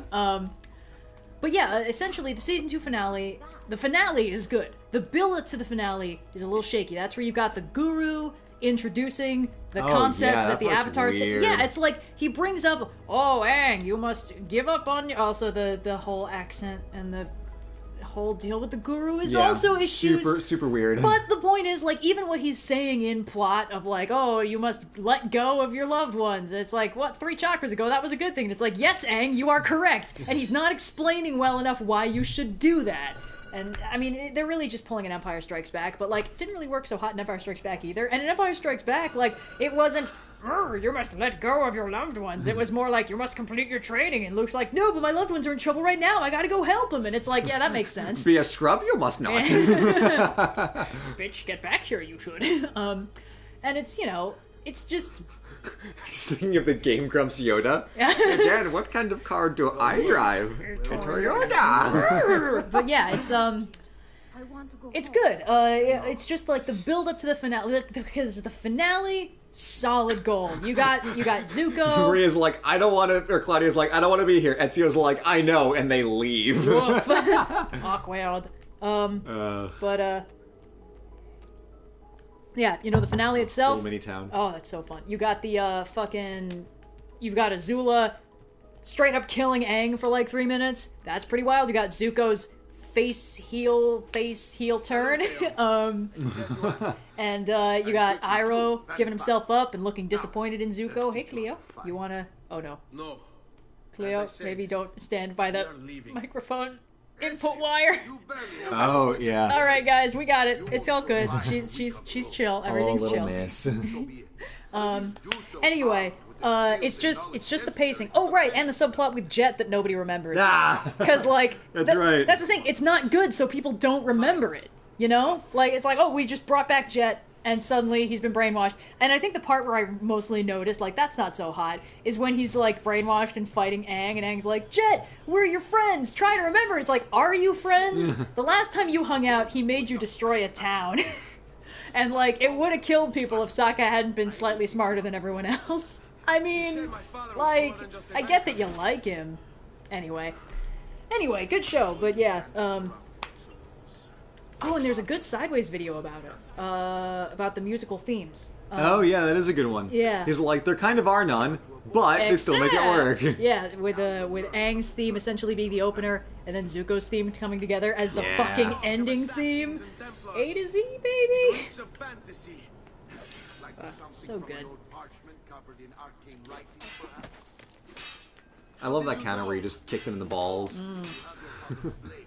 The other thing I will say about Avatar is that season 3 needed to be longer. The second half needed to be longer. It's like we only have 10 episodes of good guy Zuko. Like, yeah, that's a tragedy. They set it up so good, and then we just didn't get enough of it. And it's, you know, when the worst thing you can say about a show is, I wish there were more of it, that's a good sign. But like, I would trade the second half where they're just puttering around bossing, say, for 10 more episodes of just, hell yeah, Zuko's a good guy now, life-changing field trip time. I just insulted this man every time. They had to teach you how to taunt? You are such a sheltered white bread boy. Ezio, you are a weak bitch. You need to get sicker buns. Ezio's first response is just to cry. It's like, no, you have to insult me back. Oh, okay. I trust you believe me now? Yes. My father was an assassin. But why the need for such secrecy? I like how the vocal... It's a crime, Ezio! Defeat Mario! I like how the vocal performance is clearly, like, under the assumption that you are, at that time, sword fighting. Like, he's kind of got the effort, but you're just standing there. Yeah. That was one of the coolest things that they did in the Spider-Man PS4 game. Yeah. Yuri Lowenthal recorded the lines twice. Yeah. One says, though, he's swinging around. Thank you, Uncle, for all you have given me. Your family. Such is my duty and my desire. I'm glad you had me stay. But where is Uncle Luigi? You considered leaving. We sail for Spain. I must go off on days. a hero's journey Why of would you some want kind. to go to Spain, though? That's the thing, is like, why do you need to go to Spain? That's way far. Just, like, go to any other republic nearby, or any other state. Like, go to Venice, you'll be fine. Whoa, the face! Whoa, the face! They finally managed to convey an emotion, and it's terrifying. Uncle, wait! Why is he so upset? How can he not be? Vieri's been harassing us ever since you first arrived. To be expected, I suppose. It seems like, do I sense a problem that can be solved with murder? Let's see. Did you end up killing the Yuri Lowenthal voiced guy, or is No. Are they who we're complaining about right now? Yeah, that's okay. Vieri. Vieri is not a real character, but he is from a real family. So the Patsy family was the family that was the enemies of the Medici, vying for power in Florence in the Republic. Mamma mia. But so you should probably go stab him, right? We're gonna. Yeah. Baby. They ride for San Gimignano to slay that snake, Vieri. Vieri de Patsy. I wish to join them. I wish to go also stab this man. Patsy. The youngest member of the second most notorious Florentine banking family. Thank you, Sean. This kid knew how to burn right through his father's money. Boo. Outside of spending sprees involving weaponry, exotic watching, like, a animals, and ant. clothes. She's behind he was you. fiercely competitive. The area had It's like little races of hand all puppets. kinds, Yeah. boating, horseback riding, running. All of them rigged, of course. Rigged. And get Boo. this, for some amazing stroke of luck he ever lost, he'd invite the winner's entire family over for a victory dinner And killed him. and serve them a meal to die for. Ah, with poison. Yeah. I think I'm You'd think, getting it. because like that's the kind of trick you can really only pull once, and then Yeah. it's very obvious. It's Yeah. it's like a fucking Gex. Don't have dinner at Vieri to Patsy's house. Yeah, they got a For those 2-star of you Yelp Donkey review. fans, you'll know what I'm talking about. Yeah. The Palace has a Yelp review with 2 stars. Poisoned my entire family, but the dumplings were good. That's Would be 1 star, but the wine was really reasonably priced. there's a separate thing. There's some theories that hemlock in small enough quantities is not a poison, but is a psychoactive hallucinogenic substance. Huh. So when there's one theory that when Socrates in the Phaedo is about to die, and he's like, "All right, we owe a sacrifice to the gods. Let's pour one out for them." He's like, "If I pour out half of this hemlock as an offering, maybe I won't die, but will instead just trip balls for a little bit." Unlikely, but it's Yeah. plausible enough that it's funny to consider. I feel like, though, it's not like they'd be like, "Ah, dang, the poison didn't work. I guess we'll let you go." Yes. Well, so you're gonna have some more poison. Yeah, all right. Second helping. Let me just top you off there, buddy. It's like, unless you're actually immune to hemlock, like, it's not like that's gonna end well for you. What's that thing where it's like Superman fills in for Batman for a week on a boat, and Yeah. Deathstroke tries to poison Bruce Wayne With, like, a neurotoxin, but it just makes it just Superman makes him drunk. It's drunk. like, you messed up Bruce Wayne's suit. Yeah. He flicks Deathstroke You go now. into orbit. The best part of Yeah. that is Deathstroke going, "I don't understand what's happening!" Yeah. Poor Deathstroke. Yeah. He's always punching above his weight class. I feel like the thing is, everyone who watched the Teen Titans cartoon was like, "Wow, Deathstroke is the coolest motherfucker on the planet. He's so scary." And it's like, yeah, because everyone in Teen Titans is 14. Of course he's scary. If he deals with people his actual own size, he gets trounced immediately. Yup. It's like, he's a Batman villain. He's not better than Batman at anything. And if any of the rest of the Justice League had to deal with him, it's like, alright, Green Lantern's gonna put him in a bubble. Diana's gonna straight up murder him because she doesn't fuck around with this pansy shit. Superman's just gonna flick him off the boat. It's just... Yeah, pretty much. Oh, So we are now in San Gimignano, in Tuscany, Mamma mia. which is it's a cool map. This one's nice. It's the first big countryside map, similar to the Kingdom in Assassin's Creed 1, except this one actually has like things in it, unlike the Kingdom, which was a great idea that was not executed very well. Yes. We're gonna skip the story for a hot second and go into town so we can dye our clothes a fun new color. Hey! San Gimignano is fun because it is one of the few cities in Italy that still has the towers from the earlier medieval period. I mentioned in the last stream that for families that had houses in the city, you didn't want to buy up a whole bunch of land because that was really expensive. So for people who wanted to have a house in the city and wanted to be able to protect themselves in the city, they would build a tower house, essentially. So like a 5 or 6 story tall little stone fortified tower in the city. And San Gimignano is one of the few places that kept them. Named after Saint Germanius, who supposedly conjured up a dense fog to save the city of Modena from Attila the Hun. Damn. San Gimignano was founded in the 3rd century. The city grew from the 10th century onward as a stopping point along the pilgrimage route to Rome. Makes sense. 1199, once its citizens grew wealthy, San Gimignano separated from the bishops of Volterra and became self-governing. The city's distinctive towers were created as its wealthy citizens competed to display how much money was actually in their pockets. Hey. It was also for protection, but that's close enough. In its heyday, it had 72 towers. But the plague of 1348 decimated San Gimignano. Without money for upkeep, the town started to fall apart. The council appealed to Florence, and Florence took control. So I think that's correct. I don't know enough off the top of my head to dispute it. It sounds correct enough. Florence had a handful of cities in its orbit from fairly early on. It was competing locally with Pisa, which we don't go to in this game. It would have been neat. Why are those ludists deliberately getting in the way of you? I don't know. It's kind of funny, though. They want to sing songs about how great the assassino is, I think. But they all know that you're an assassin. That's rough. yeah. I'm so sneaky and subtle. No one will ever put this together. Also, I'm Ezio Auditore. Yeah. Address 1379. If he was slightly less of a narcissist, he would have been a much sneakier assassin. Oh, hey, Cleo, when'd you get over here? Yeah, that's another Faber. I need a tailor. I need soap, though. Where is the tailor's place? Chat was pointing out that Deathstroke is actually originally a Teen Titans villain, which is correct. Oh, that makes sense. He's. But the thing is, even then, like, most of them are outside of his weight class, and they just kind of ignore that. It's like, oh no, I mean, I understand him having a good fight with Dick Grayson, but like, fucking Starfire? She'll put him through a wall! Starfire does not have a code against killing, most notably. There's a lot of really fun arcs from, like, the 80s, where it's just, Starfire and Dick are having relationship problems because they've got no cultural taboos for shit that we do. Like, polyamory and murder. And Grayson's like, I don't know which of these is kind of upsetting me more right now. Oh, it's so fun. I like how every single one of his love interests are redheads, but other than that, they are all completely distinct. It's funny when even characters in the world have a type. Yeah. Alright, dye clothes. You can do Tuscan Ember, Tuscan Emerald, if we want to be like fucking St. Patty's Day over here.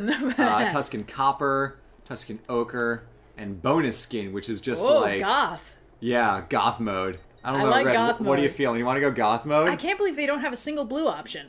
Not here. There are other ones. So that's actually a really cool detail, is that different places have different options for what kind of clothing you can do. So there are a lot of like earth tones and greens and warm like wine adjacent colors out here in the rugged countryside, and then there's the bonus skin which you can get in any city. So let's get the bonus skin. Yeah, it's let's also do goth free. mode. Yeah, goth mode. Chat's asking Hell if yeah! Oh, look at yeah! that! Oh, so stylish, so fly. Chat's asking if the stickers are going to be available on Black Friday too. Yes, they will. Yeah. Good question. The stickers will also be available. These stickers are slightly smaller than the Loki ones. I think the sheet is a 5x7. We, various reasons, wanted to try out making them a little bit cheaper for you guys. Seeing if smaller stickers were better for shipping, a little more convenient, less likely anything will get folded in the mail. Hey. So, genuinely, let us know. Yeah. We tried this as an experiment. We wanted to see what you thought. But if you like the bigger stickers, we can go back to the bigger stickers, no problem. If you like these ones, let us know. Yep. For when we do the Black Friday sale, the Loki stickers are their original size. It's the larger sheet. I think it's like almost 8.5 by 11. And the Dionysus stickers will be the 5x7. So they'll both be in the original sizes that they were this year. Let us know which one you prefer, and we can work on that for the future. Yeah. Sorry, chat's like, Deathstroke took a super soldier serum, so he's superhuman. It's like, first of all, that never helps against Batman. Second of all, everyone else on the team is ridiculously overpowered. It's like, oh, there's Starfire. She's a flying brick who shoots energy beams. There's Raven, whose powers are, horror movies? Yeah, that shit. And then there's fucking Beast Boy, Changeling, who can turn into, any animal, including some alien animals. Oh, it's way at the beginning. And then there's Cyborg, who is also a flying brick who shoots energy beams, although the flying is a little bit hit or miss sometimes. Yeah. I'm just saying, like, the only person...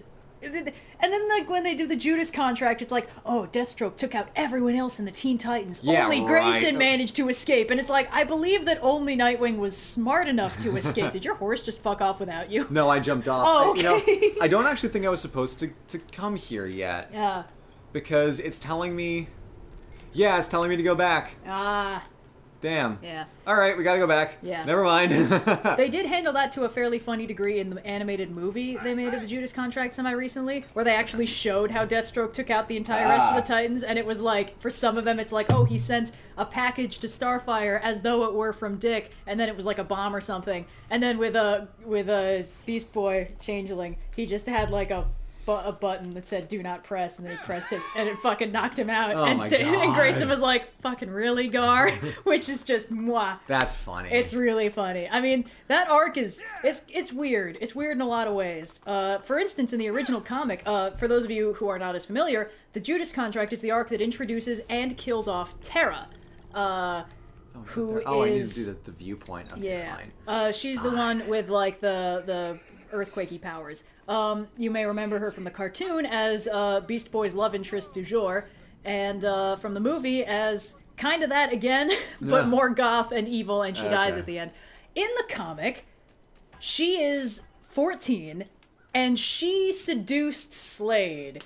It's not that he was the weirdo, it's that she was so evil that she, like, got him to bang her as a 14-year-old. This is, like, the angle of the actual comic. I don't know which is worse. I think they're both pretty awful. They're both pretty bad. Uh-huh. They actually have a very interesting arc after the Judas contract wraps up that I like, except that this is the thing that has to lead into it, which is that essentially Beast Boy goes on the warpath. He's like, Slade must have done something. I love Tara. He must have done something to her to, like, make her this way. I want revenge. And he goes after Slade, and Slade shows up with, like, none of his armor and, like, just like this old guy with an eye patch who's like, you're a troubled teen going through something very emotional.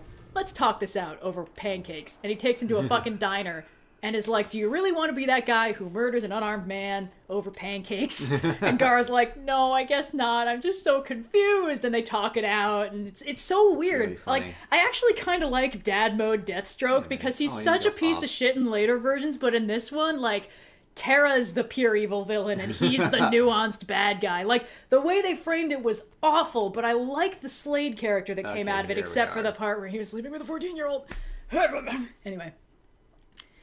I thought I had to go to San Gimignano, but I had to go upstairs. Hey! She spends all day and night in front of those feathers Petruccio used to collect. Oh, God, get over it, lady. I don't know. Oh, your dad and sons died. Boo. Sorry, your husband and sons died. Boo-hoo.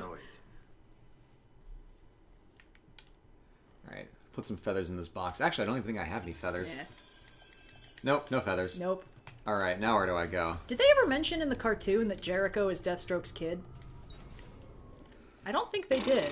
I don't know. Jericho gets introduced late in the series, when they started introducing more Titans. Yeah. Jericho, he's like this blonde kid with a purple outfit. Yeah. Fun, dumb thing. This green and white marble pattern on the walls is lifted off of the side of the Duomo. They just put it in here because they thought it looked cool. Love it. Okay, chat is saying no, that never showed up. Jericho is Deathstroke's kid. The reason he can't talk is because someone tried to assassinate Deathstroke and took him hostage. And was like, I'm gonna cut your son's throat unless you surrender. And Deathstroke's like, fucking do it, you pussy. And then he did. And that's why Jericho can't talk unless he's possessing other people. Wow. Yeah. I can get cooler boots. Yep. Ooh, those are pretty banging. Yeah. There's another glitch that we can do. We're not going to do it right now. But there's basically an armor duping glitch where... I will show it off. But I won't do it because that means we put on the chest plate, and the chest plate and the pauldrons make Ezio look stupid. And he looks better without the chest armor. But if any of you have a copy of Assassin's Creed 2, you can try it for yourselves. I just don't want to ruin the save file and make Ezio look stupid. But here... if you interact... and then you select this one to, if you go here and select this one to equip it and press X and then press up really fast and just mash those two together, the select button up and then mash it again, you will equip this item in the thing. So it is very fun. I discovered it by accident because I was being impatient and spamming the X button, and then suddenly I had an armor piece that I was not supposed to have yet. So go and try that with your copies of Assassin's Creed 2 at home. Speedrunning. Press the select button menu up or down, and then just keep hammering the select button. The game will get confused, and then give you the armor way ahead of schedule. Collector's anxiety. Yeah. So much to do, so much to grab. I love how all of chat is just saying, wow, Father of the Year, Deathstroke. It's like, yeah, that's basically it. Hello, horse. I just left this horse in front. You double parked the horse? There's like 4 carts trying to get into town to drop off a supply of wheat. Yeah. That was the big fucking idea. Whose horse is this? Ugh. Beautiful. I had a really realistic dream that I owned a horse at one point, so I had to look up if it was legal to ride a horse in cities. And it's not legal in most places. But, like, Yeah, I do like this outfit. It is very Yeah. cool. Because they never had a black and red outfit in the game. People are like, give that. And they're like, okay, fine. So the one thing they added for this one is, okay, we get one more outfit for Ezio. Okay, I'm sorry. That horse running animation hurts my soul. It's bad. Badoing, badoing. Design in this game, great. Animations, bad. That made a hilarious sound. It did. Sorry, guys. I'm just trying to eat more pirouette cookies. That was the sound of a cartoon character getting hit in the head with a metal bat. So San Gimignano is cool because it's got all like little skyscraper dealios. Most Italian cities would have looked like that in like 1200s. Hey. And San Gimignano is one of the few that kept it. So that's one of the funny things is like, oh, it's so unrealistic that the city had all these towers in here. In 1400s Florence? Yeah, but Florence did have those at one point. Vieri's a Templar. Oh, now I feel even better about murking Yeah, that so guy. the whole Patsy family is Templars. That's why they justify the fact that Lorenzo banishes and kills all of them. Actually, so, can I have a pirouette? Yeah, of course. When they say Templar, they mean like descendants of the Knights Templar, right? Yes. So because fun fact about that, I did some family tree tracing several years ago, and according to my mom, part of her family is in fact descended from a branch of the Knights Templars that ended up in Scotland. After Malay got. Yep. Yeah. Which is pretty cool. I mean, I'm sure like the same could be true of like half of anybody who came over from Scotland or Ireland. It's just funny to me. Half of all people in the UK with the last name Stewart are probably descended from the old Scottish royal family. Hey. Which is not high praise, because the Stuarts were bad kings. Ah. They were very bad kings. All of them. I love that the definition of one true king is flexible enough to account for both the person whose parents were on the throne and the person whose parents weren't on the throne, but should have been. It's a really convenient way to morally justify your pick for the king. And then it's like, oh, the one true king is the person who can do this crazy task, in which case lineage has nothing to do with it unless you retroactively justify it. It's just fun to me. You know? accidentally invent a merit-based kingship Yeah, process. whoopsies. I mean, come on. We all know that Arthur was the only one who could pull that sword out of the stone because Merlin had like a little guy in there holding the other end. Okay, let's get some knives. That rock owes me a favor. I feel like, unless you're really good at knife chucking, one knife probably won't kill that guy that fast. Later on, they don't, but for now, they do. Oh god, I just remember that fight scene from Daredevil Season 3. Where he's just like chucking scissors and pencils at Oh him. my god. Yeah. Daredevil Season 3 was so good. It was like standalone, just such a good piece of media. And Season 1 was fine, and Season 2 was not great. No, it was bad. Season 3 just came out of fucking nowhere. Yeah. They were like, alright, we're only getting one more of these. We're not fucking around anymore. Well, no, they thought they were getting another one. Oh no. They had plans for Season 4. Chat's memeing the fact that I'm a Templar. Damn it, you guys! I knew I shouldn't have shared my genetic code online. Red, can you pass me that knife? Oh, I'll pass you the knife, alright? And some duct tape so I can tape it to my wrists. Oh yeah, what could go wrong? What am I supposed to be doing? Oh, there's one guy that they're gonna go beat up. Oh my god, that's... Okay, there are 10 of you. They all just kicking the guy Kill out. him! Oh, I have to do everything around here. There we go. Yay! Good job, guys. Great work, Are you team. babies done? It's like you guys don't murder for a living or something. I mean, that actually is accurate to how efficient mercenaries are in real life. Yeah, I mean, that's They're fair. famously horrible. Look, you gotta, if you're paid by the hour, you gotta make sure it takes a while. That's the thing, is mercenaries are a problem because you have to pay them to actually fight, and then you have to pay them to not actually fight, because as soon as they win, they then turn on you.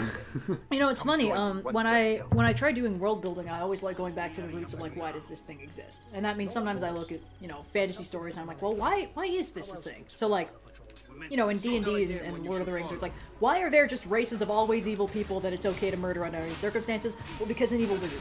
Okay, that's an explanation. But then it's like, it's a stock fantasy thing of like, why are there all these fucking bandits just hanging out, waiting to rob extremely competent-looking people? And then I'm like, mercenaries have to do something between wars. Yep. And then I remember, oh yeah, it totally makes sense for these to exist, actually. Yeah. But, I try not to write anything if I don't know where it comes from. So sometimes it's like, this world is just cool and pretty, and sometimes there are predatory animals that need to eat meat. And then it's like, oh, but also some humans are dicks, actually. Yeah. And sometimes there's a monetary reason for them to be dicks. Poor man just slid down the stairs. It's like the mummy in the Something About Castlevania video. Oh, God. Oh, no. Jinx. Yeah, we're syncing up. There is simply only 2 brain cells between us. Yes. Cyan has custody of them both because she's at work.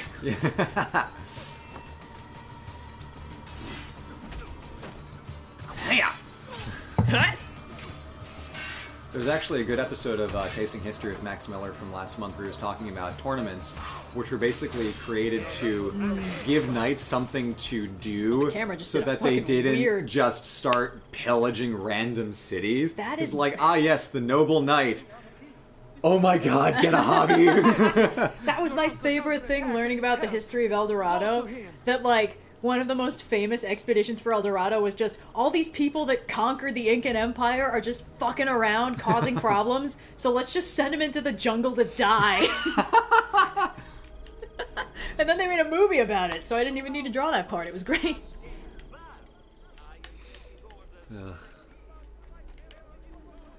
Now you can imagine, like, the 5D chess of, like, some Spanish generals like, oh, yes, El Dorado is over there in the jungle, you just need to keep going. Yeah, just, oh, I think I see it in that basement. Right next to the Amontillado.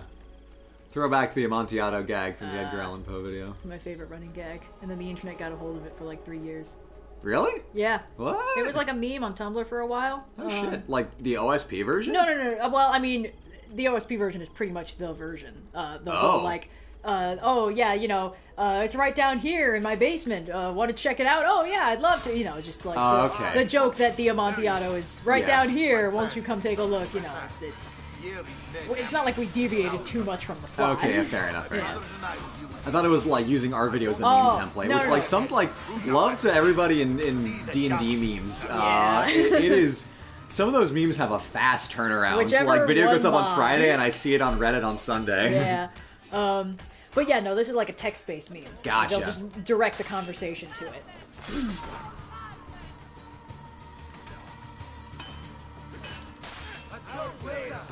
Can you babies not beat one guard?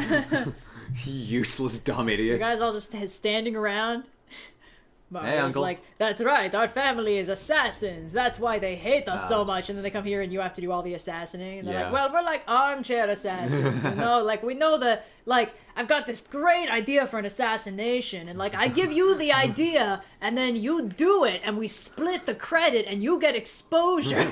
I am a 1/16th assassin, but I am really into the Oh culture. my god. You see, my great-grandmother was an assassin princess.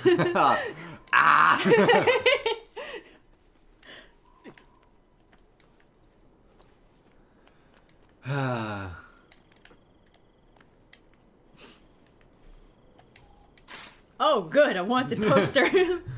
Good thing they put it right here in this busy thoroughfare on top of some rando's roof. Which parkour enthusiasts are in this family? Yeah. They only put the wanted posters up there because only the parkour enthusiasts would be able to catch Ezio Auditore. They're selecting for it. Yeah. That, ladies and gentlemen, was what we call a stretch. Alright. Is chat having fun? I'm having fun. Chat seems to be having fun. Yeah, just kind of discussing what we've been discussing. Oh boy, is that Stabmeister? Yep, this is Vieri. Yeah, that's good. Alright, so that's Francesco on the side. Real character. Like his beard. Yeah. Francesco will organize our forces in the city and send word when it's time to strike. That's Jacopo, who's older. Played by Sean Bean in the Netflix show. Ooh. Yeah. I have not seen the third season of Medici. I really want to, but I can't, like, muster the energy for it, because it's been a bad time. Globally. Let me reunite them, Father. There will be plenty of time to clean up the refugee when we're finished. I love the parenthetical translation of the Italian word for pepper in. Trash. I appreciate it. Muy bien. He's Spanish. May the Father of Understanding guide. Muy bien is correct. It just, yeah, okay. It's been a while. What? Mario Auditore has invaded the city. He comes for you. Oh no, our like Then let's 6 not guards. keep him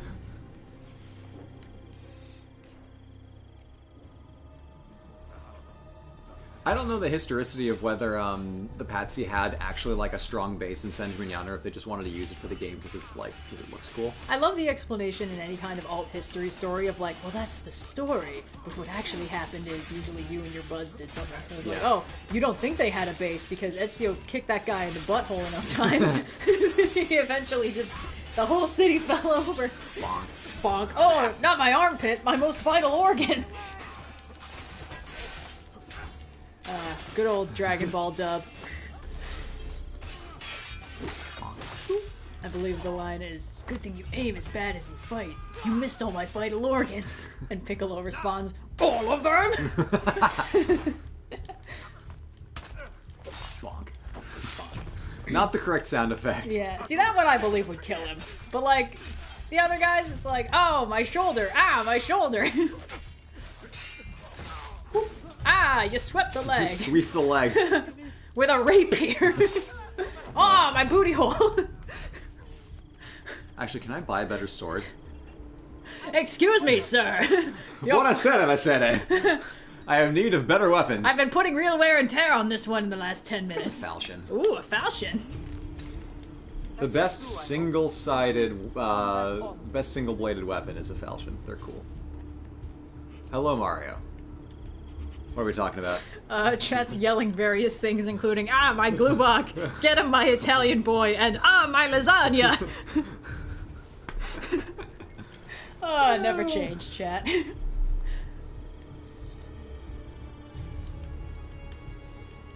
Okay, so there's guys over there. Vieri's up there, I think. Oh no, Vieri's over there. Falcon Punch.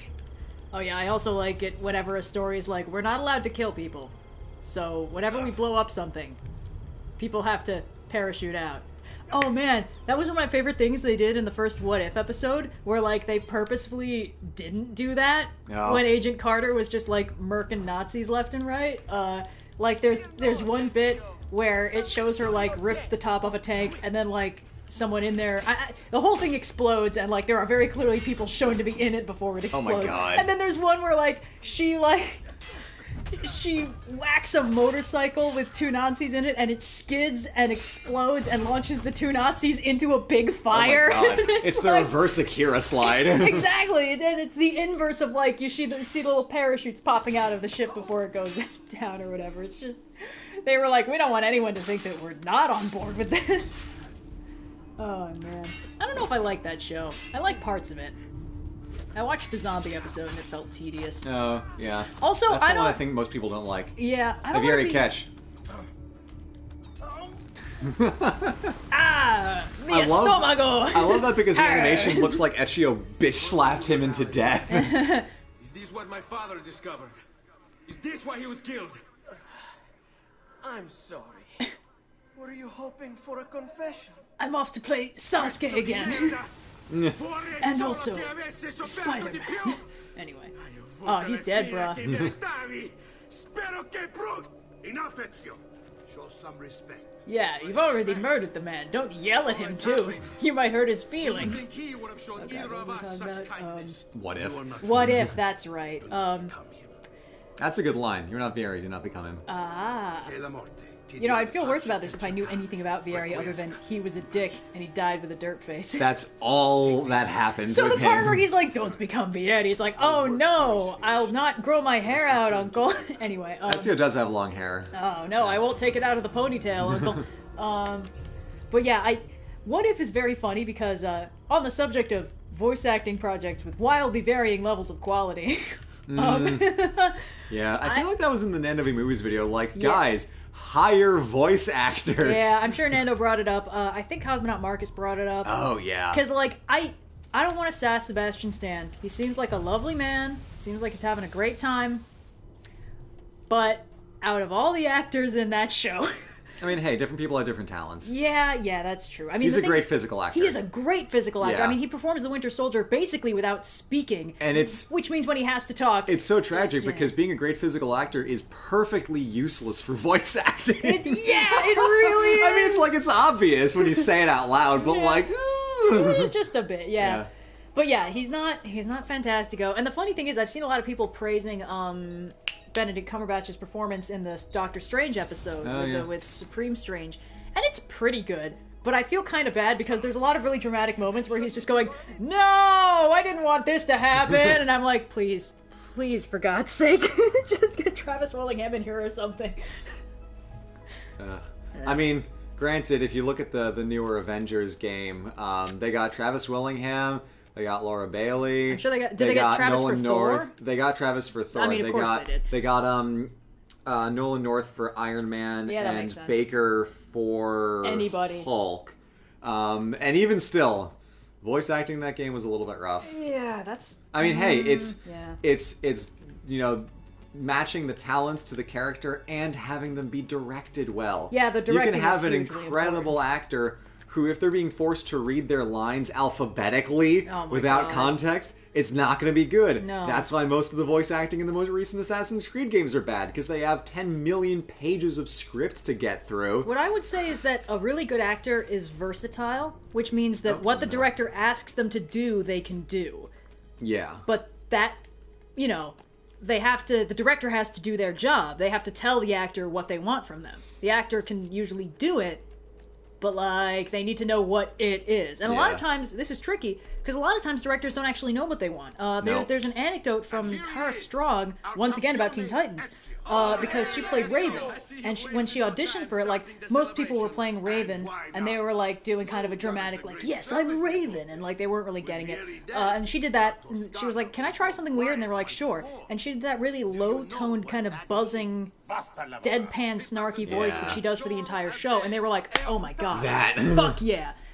A lot of times directors don't know what they want. They have to work with the actor, but it is the director's job to know what they want. That's the hard part of their job.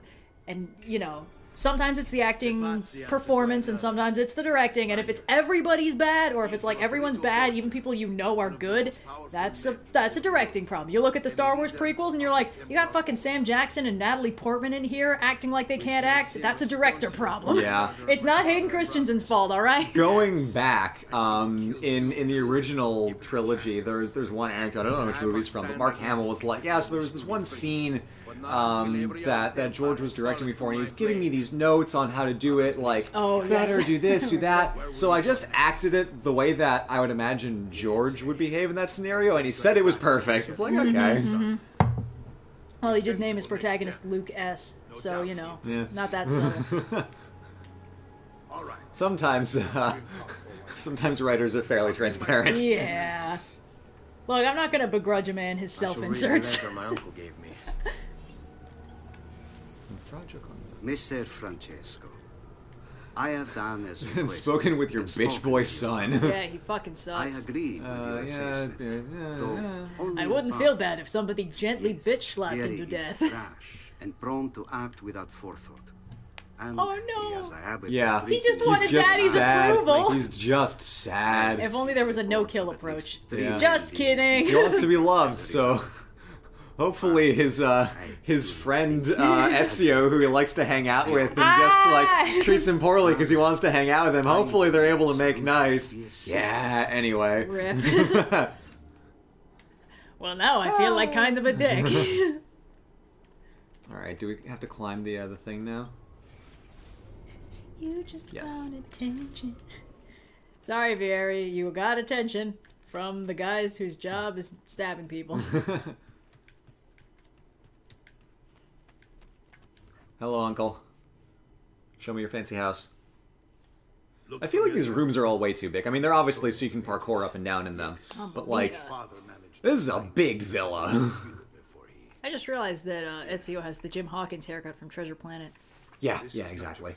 Honestly, an underrated look. No, yeah, it's good. And an underrated movie. More people should watch it. Yeah. A friend. Yeah, so I've heard. From one page to the next. We banged once. Yeah, it's not a big deal, but kind of map. Where is it supposed to lead? Your father and I managed to make out Prophecy? prophecy scrawled across There's these prophecies in this game? There is a prophecy in this game. It's really dumb. Oh no. Long ago, It's not about you, is it? Is it about, like, some important shit that happens, not just... No, it's there will come a guy with a cool haircut and a really sick scar. It's 100% about Ezio. Boo! It's first civilization stuff, which like it loops into the broader plot. Oh yeah. There will come a dude who plays a frankly fairly minor role in things overall. Start with the page I took from Vieri. And later he will have a pretty lucrative career playing Sonic the Hedgehog. We'll add it to the wall. Seek out the one who must go fast. You will know him by his color. You will know him by his color and his way too human-looking legs. At least in the movie. Yeah, well, the first draft of the movie. The actual movie is fine. It is a fucking fun time. It shouldn't have been. The only reason it worked is because Sonic was cute and endearing. It would have been a tire fire if they went with the original design. I do love the meme of Robotnik pushing the big red button. Oh, yeah. I've already done this, but we'll do it again. Oh, it's your bird pal. Yeah, so Untergione is cool. It's way bigger than it is in real life in this game. It's a lot more grand, bigger villa, bigger walls. I think in the real version it's up on more of a hill, so it's a little more naturally defensible. Find some codex pages. Right, there are 3 in town and 1 on the outside. Annoying, but we can deal with that. Yeah. Ezio and Sonic are voiced by the same person, Roger Craig Smith. Yes. Who did not play him in the movie. That was that other guy. You know the guy.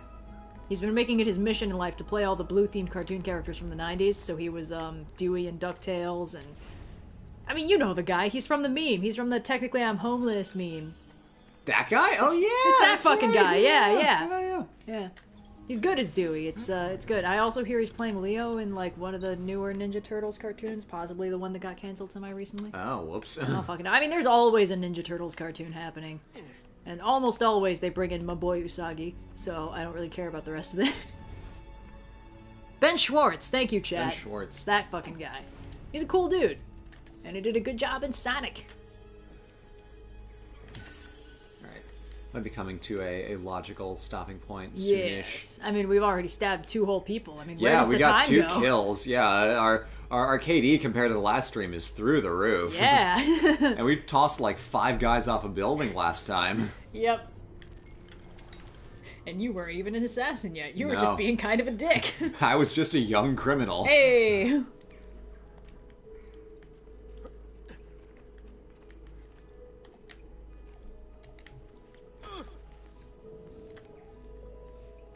Allegedly getting more codex pages makes our health go up. Oh, that However, makes sense. we don't show the health bar right now with the way that I've set up the HUD, so it doesn't matter. I'm just either doing perfect cardio. or I'm dead. Uh-huh.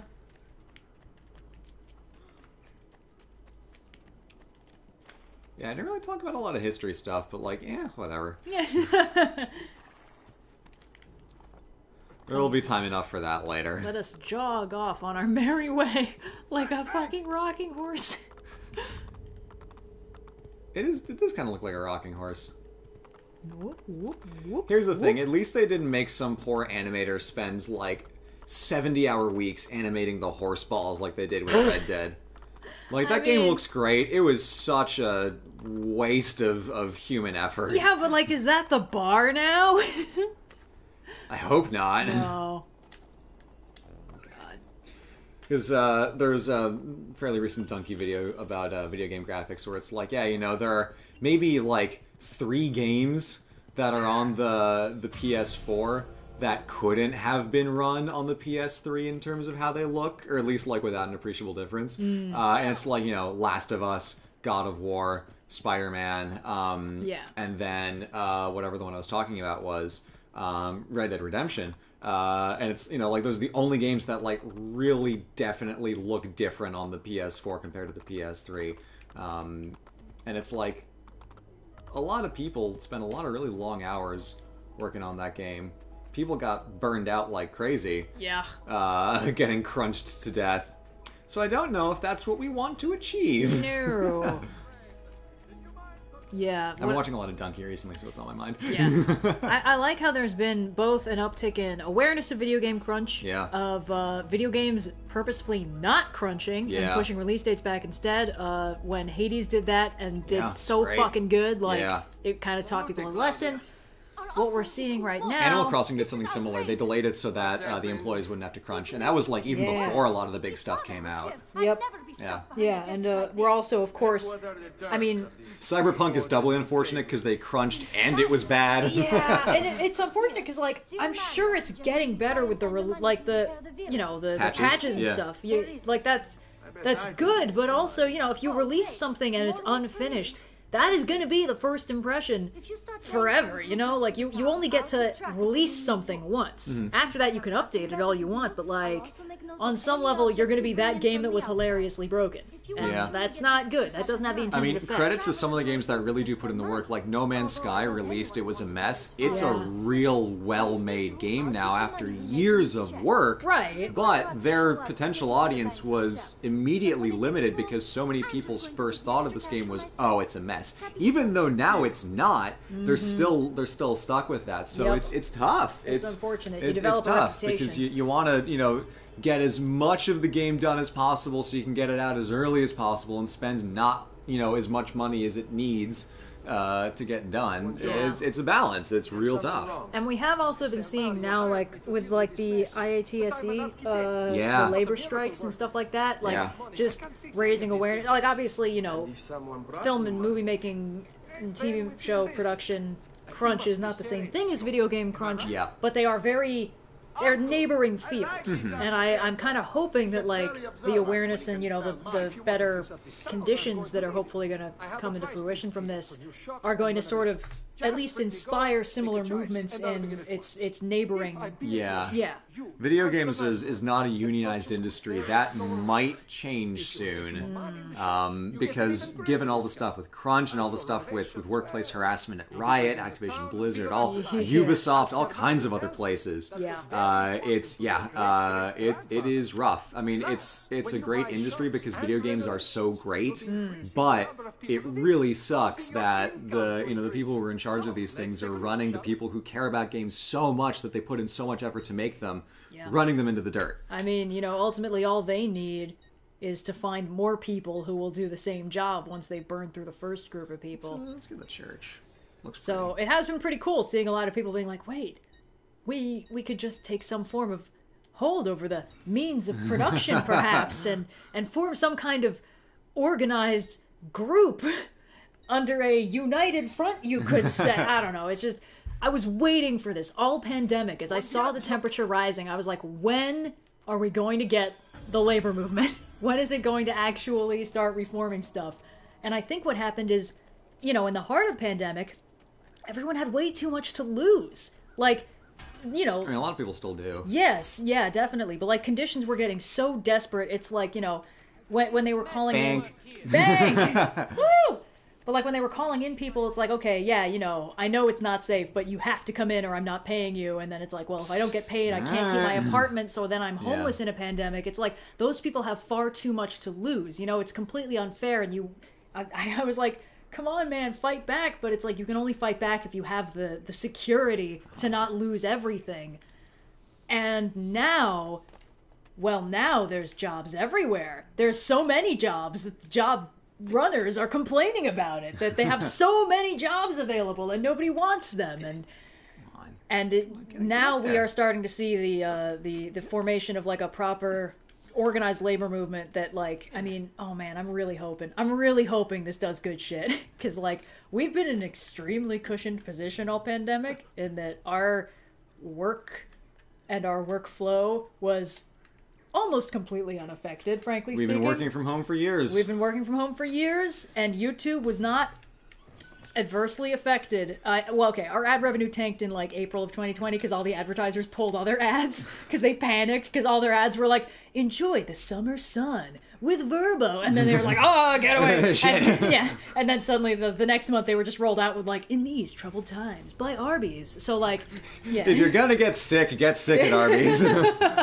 So yeah, but like, you know, we're in a very cushioned position, but I've been waiting for labor conditions in the U.S. to get the kick in the ass they need to actually improve. Because, like, this stuff never happens out of the goodness of the hearts of the people who run these, you know, that they're never like, you know, I think maybe we should stop employing 12-year-olds for 60-hour work weeks. I feel like that would be nice. No, they get forced into doing it. That Dickens fellow made a good point. Yeah, they're not like convinced to change their mind because Charles Dickens wrote a great book about Christmas that was like, child labor is bad and it's fucked up that you deprive the poor of so much stuff. And they're like, by Jove, he's right. They don't do that shit. No, they get forced to do it. Their arm gets twisted and they get hit in their pocketbooks, and then eventually they are forced to be better.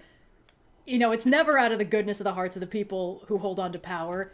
It's comrade Red over here, but like, it's not like I'm wrong. it's systems, it's causes and effects, and things don't just happen out of a vacuum. And people can, you know, in some cases, will things into happening through collective action, but it is hard to knock something over and change everything all at once. Yeah. It really only happens when there are outside shocks that accelerate trends that are already happening.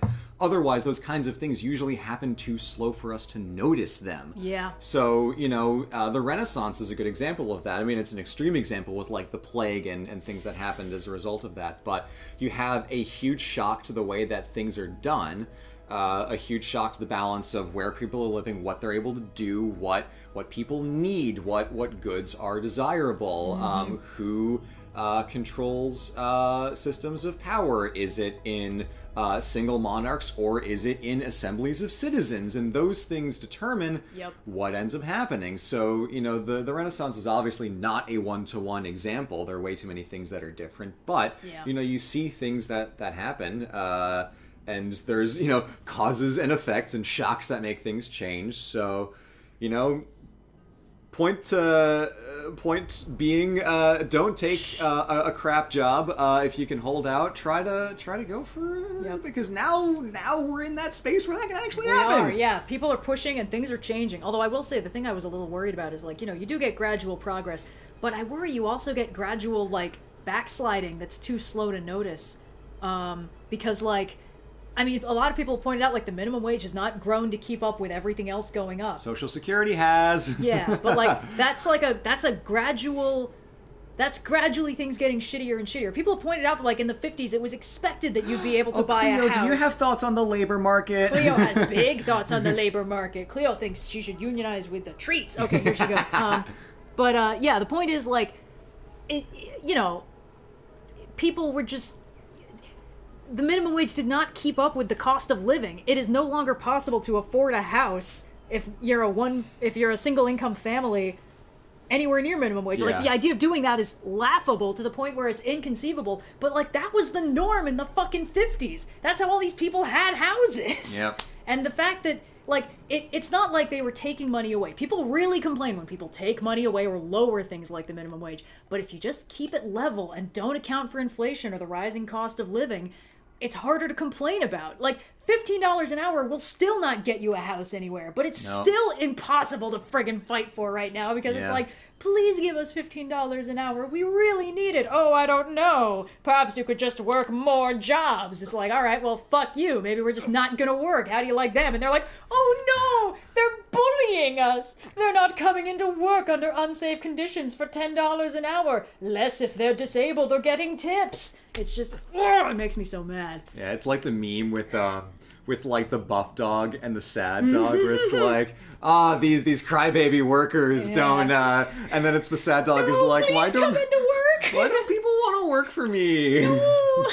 It's like, make it worth my time, bitch. Yeah, so I'm really glad to see this, because, like, as mentioned, we are in a very weird position where, like, we're not really subject to this stuff, so I feel kind of like an ass being like, that's right, workers of the world unite, I'll be over here drawing for a living. But, like, you gotta understand. Yeah, and that's one thing, like, if for any of you who are patrons and are in a bit of a rough financial spot, please drop your pledge. We don't want you to be giving money to us or anybody if it is not like compatible with your financial situation. Whenever people message us like, hey, Red and Blue, I'm so sorry. I'm like, no, please take care of yourself, Jesus Christ. Yeah, they'll be like, so a pandemic happened, and shit was going down, so I'm gonna have to drop my pledge. It's like, oh my god, why are you even telling me this? Get out of here. Yeah, like if you want to help the channel, like watch the videos, tell your friends, like that helps. Like, you know, watch the ads and then just don't buy the thing.